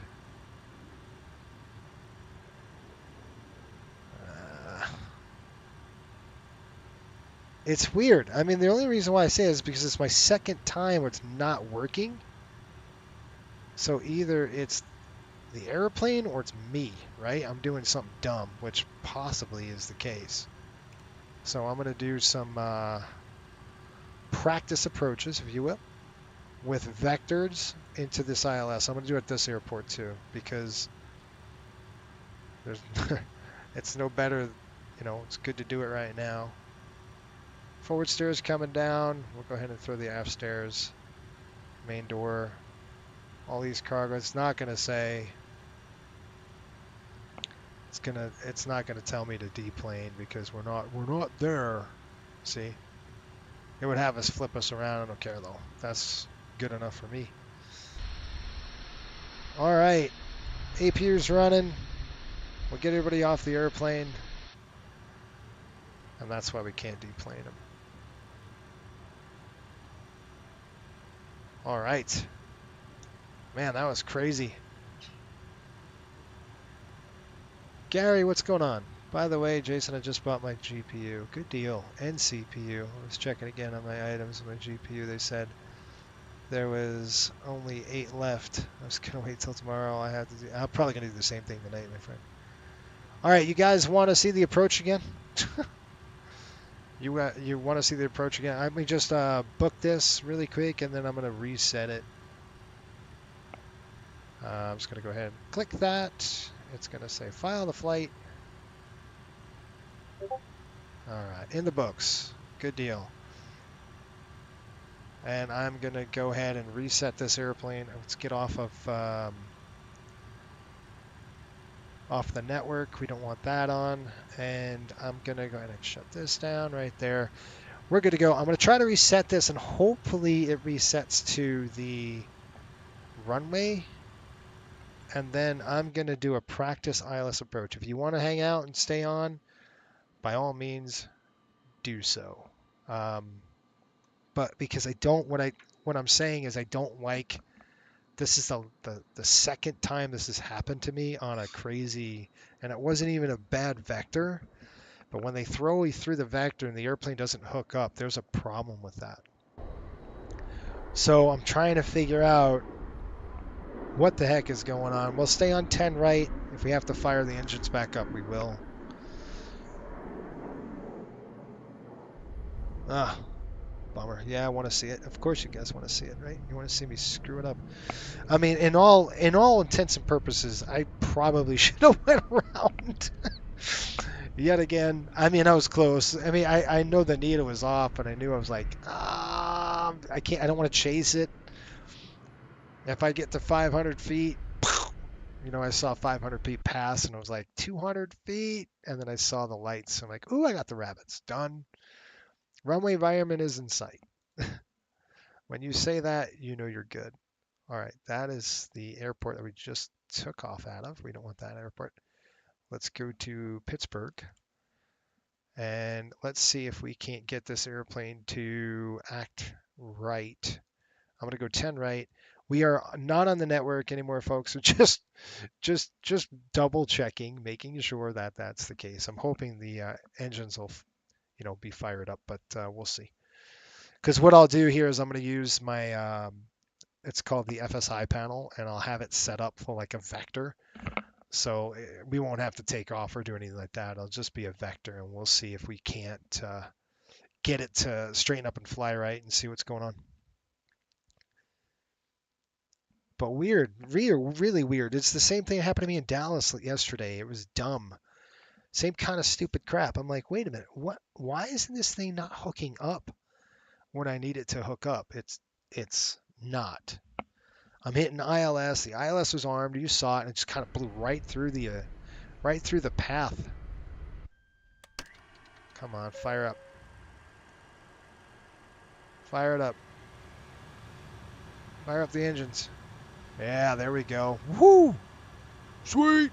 Okay, fuel I'm going to drop off. The fuel is a little too much. Let's go ahead and get into the fuel really quick. Zeroed out the center. I believe we were kind of close, maybe 8,000 on the wing tanks, weren't we? I'm going to try to get that weight right. Click this. And it doesn't recommend you using the it doesn't recommend using this option because it just doesn't. But I'm going to throw the center tanks off. I'll do about 88%. Hopefully it can jar it to the right. It's not ideal doing this, but at least it's better than total fuel 20,000. That ain't right. Not even close. That's probably why. Duh.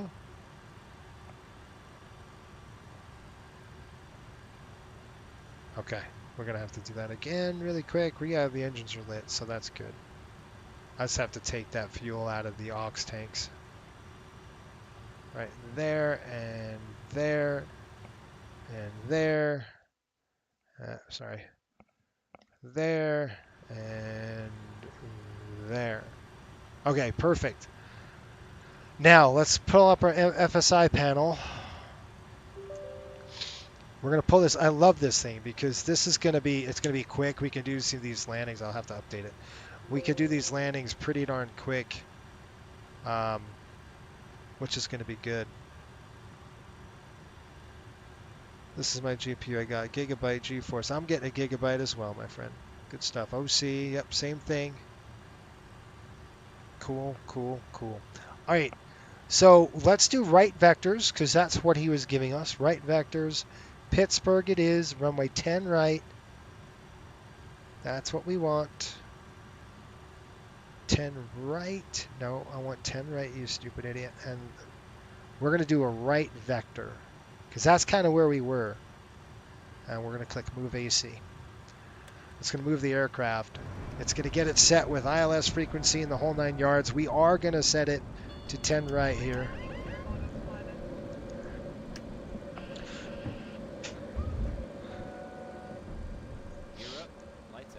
Okay, we should have 108.9, 101. We have that dialed in. I'm going to go ahead and set my lighting the way I want it. I'm going to drop this. Come on, you rat. Get off there. Of course not. Why would you work? Hang on. Let me go ahead and set my camera up. Okay. Drop that there. That's coming over there.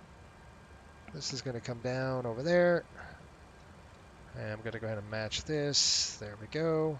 Okay, we're ready to go. We're on a right vector. I'm going to do the exact same thing as I did before. We're going to let the aircraft go. It's on alpha speed. 1 1000, 2 1000. It's my airplane.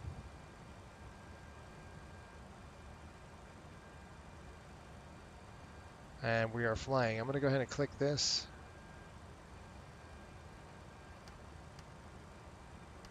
Range ain't working because that ain't working.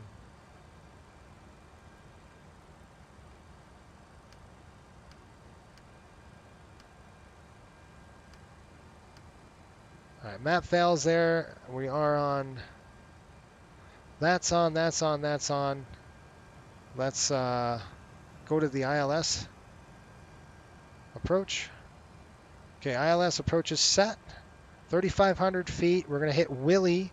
This is very stable. Now it's hooked up. See it? It's already flying it in. Coming out. Out. 1, 2, 3. Bright on there. Okay, good to go. Straight up. No. 15. Flaps 28. Positive rate. Negative.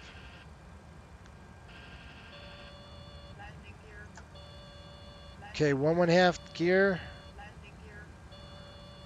We're ready for the gear here. You ready? Gear down. Okay, gear down. We're going to come over here. Medium is set. Armed is in. Let's see how we do. Okay, we're coming down the chute. We're going to go ahead and set our speed. Flaps coming in. Flap 40. Armed. All right, landing checklist. Okay, we're still not hooked up. We're still not hooked up.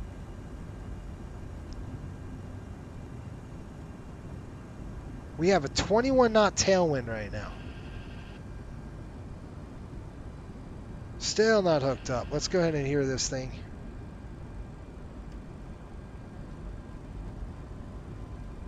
I can hear it now. Outer marker in. We are hooked up and lined up. Getting that ILS set. Before landing check, gear is down. And we are going to both on the ignition. Spoilers are armed. Flaps are set. 28. Right there, sorry. Landing checklist is complete. Let's go ahead and do an auto land. Oh, we've got land feature now. Low limit is on. That's just because the idle throttles are idle.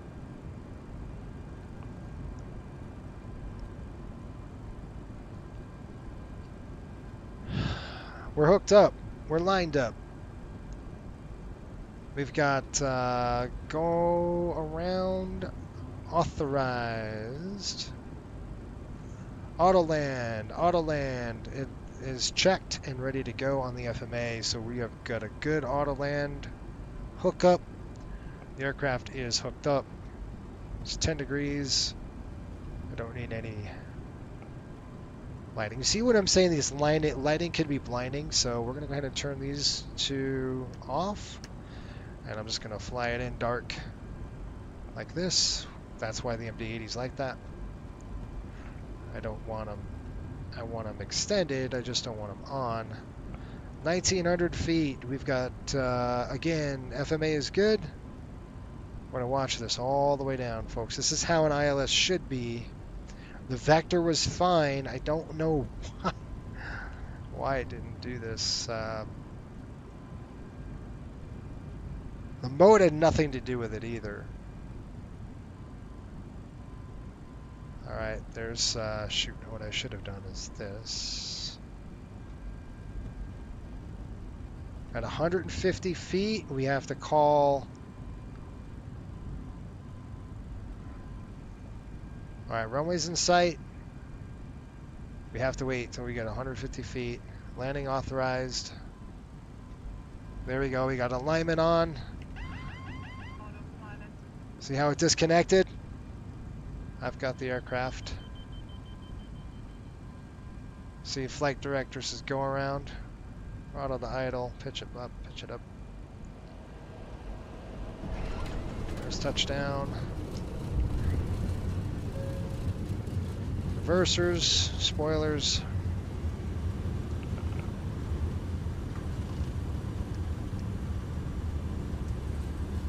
Alright, there's 80 knots.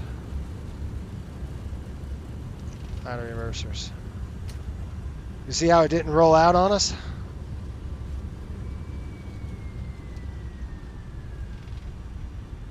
Huh. Let's try it again. Best part is we can keep doing this, right? So I'm going to go ahead and go whoop, whoop, throw those to, like that. And we're going to take a look at our landing report, see how we did. This is our landing report here. We have deviation from center line a little bit, 10 degrees, 10 feet to the left. That's not good. We had smooth landing though. Pretty much right on the slope all the way down. So that's, again, what you expect, but why didn't the ILS, why didn't we get a good hookup in terms of we had a disconnect? It didn't do a flare. It should have flared for us. Now, let's set up and do a right base. And it's going to be a little like 90 degrees where he had us. And let's see if we can't get a crappy hookup on that. Because I want to see if it's the mode or not. Here we go. Let's do it again.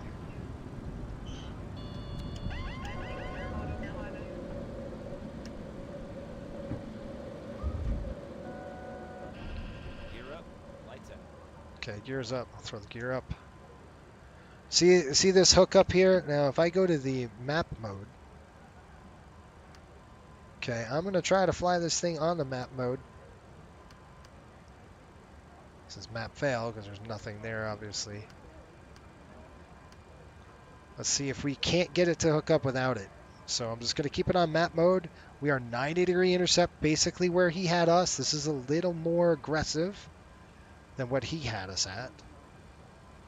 Flaps 15, it's all right. We'll go ahead and throw it at 15. I'm going to go ahead and arm that while we're waiting. And the last thing we want to do is medium, and the airplane's ready to go, by the way. Medium, and I want to arm it. I don't know if I can arm it. Gosh, it's so hard to see. It won't arm until the flaps are set. See what I mean? All right, it's no big deal. Let's go ahead. I'll arm that here in a minute. Okay, you ready? We're going to take control. 1, 1,000, 2, 1,000, 3, 1,000. My plane. Okay, we're flying normal. I'm going to go ahead and click heading. 15 on the heading. We're going to go directly right at this thing. I'm going to turn the aircraft a little bit over here. Heading select. Heading is on. And then I'm going to hit approach. Okay, let's see what happens. I'm going to go 030. We're at a 90-degree intercept right now. What's the airplane going to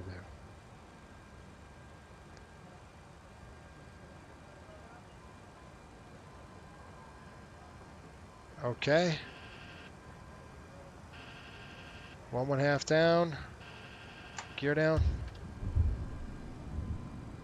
Flap coming set. Speed check. We're still not intercept. We're on the slope. Give us a little bit of pad over here on this side. I'm going to go ahead and just extend. Okay, and I'm going to hit auto land. We got localizer captured, glide slopes captured. And we are still not on yet. We're at Starg at 3,000 feet. Here comes the airplane. Flap 28, I believe, isn't it? Yeah, flap 28. Now we can arm that dang thing. If I can see it. Gosh.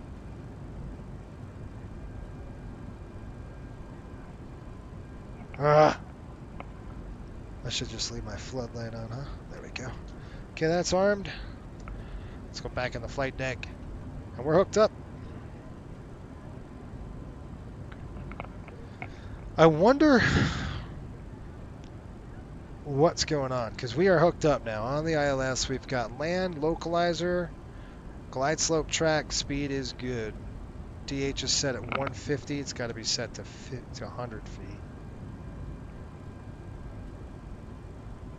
All right, now we got authorized auto land set on both sides. DH is going to set to 100 feet. It is now set. Okay, landing's good. That's good. Lights are off. All right, even with that aggressive 90-degree hookup, it hooked up. Now, I don't like flying with this map mode on this aircraft, so I am going to switch it to the ILS mode. Probably should have had that on. That's my bad. Next time I'll do that when the weather's like that. Because that's bummer. Here's 2,000 feet. Looking good. That's crazy. Good fog here, folks. Good fog. We can just douse out the flood a little bit. We are 1,700, actually 500 feet. 400. This is where I was going to bug out, about right there. Okay, we have go around is set there. We needed it. Runway's in sight. Landing lights coming on. Okay, we have all alignment. Check. I'm guarding the yoke. Alright. We're going to have retard. We have flare. Let it go. Touchdown. Bam. Roll out. Airplane's going to do that. I got the reversers. Where'd the runway go? Where'd the runway go? Where's the runway? Did I miss something?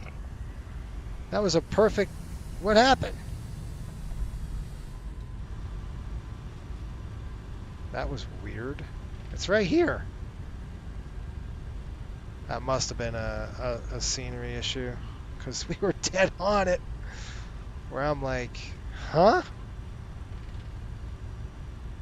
Yeah, it still says we're on the runway, but that's just strange. Yeah, that's a scenery issue. Let's get back on the pavement here. There we go.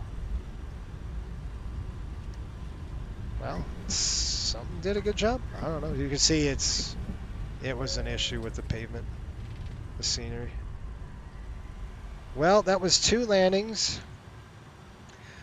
both of which were on par. So, I mean, the good news is like I know I can just set it to ILS and it will hook up at a nasty angle. That's why I wanted to try that 90 degrees, see if it rolled hard. Just did. The Langoliers. Yeah, I got to get this airplane back in.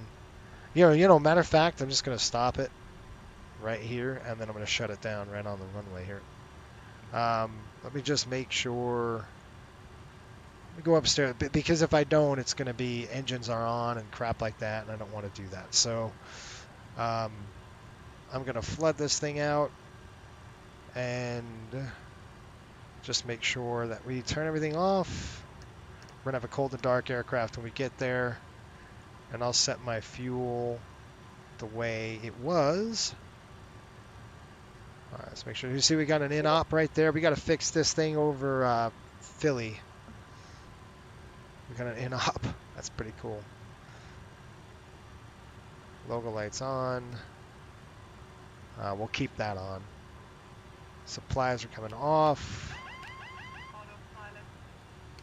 That's off. That's off.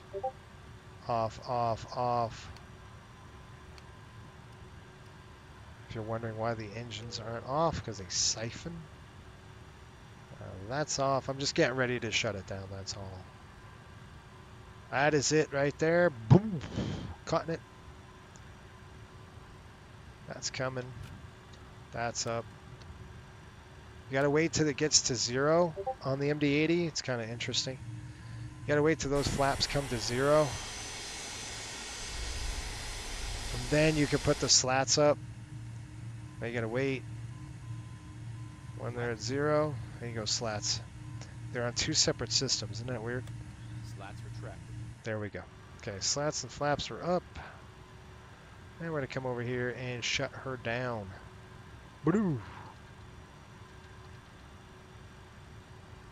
Now the battery's still on, so we're gonna go ahead and close the battery. Yes, I know. Continue. Yeah, get out of here. All right, over here, battery's off. All the pumps are off. Good to go. We should have APUs off a line. Galley power's off. Okay, well, that was fun. It was weird. I don't know what happened. I mean, I gotta be honest. I maybe it didn't hook it up right. I mean, I don't know. The only thing I know is I do have confidence in the system. I just was wondering.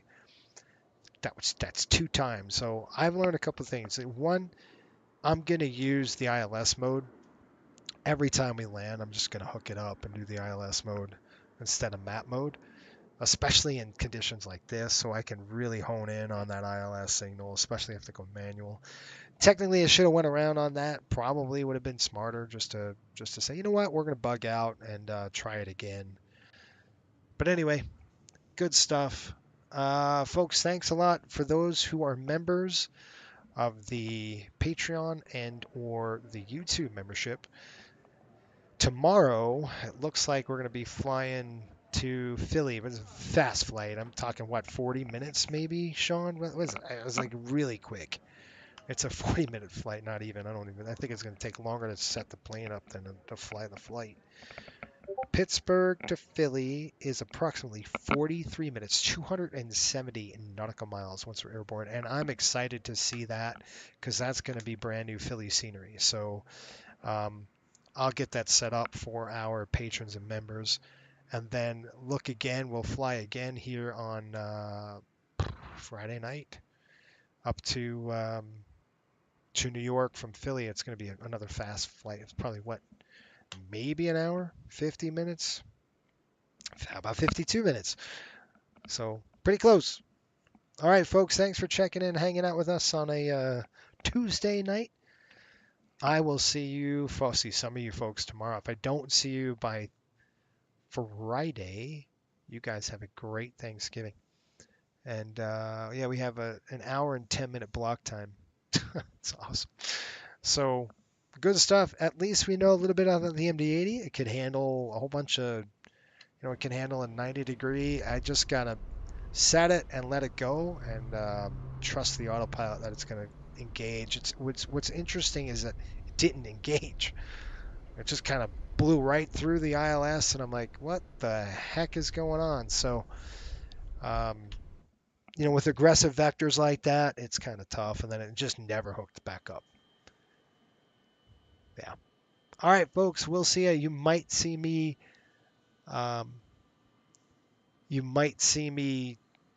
Doing a live stream, but I probably won't. I'll probably just do it with our membership tomorrow. So it's gonna be late. It's gonna be after the hockey game, so it's gonna be pretty late.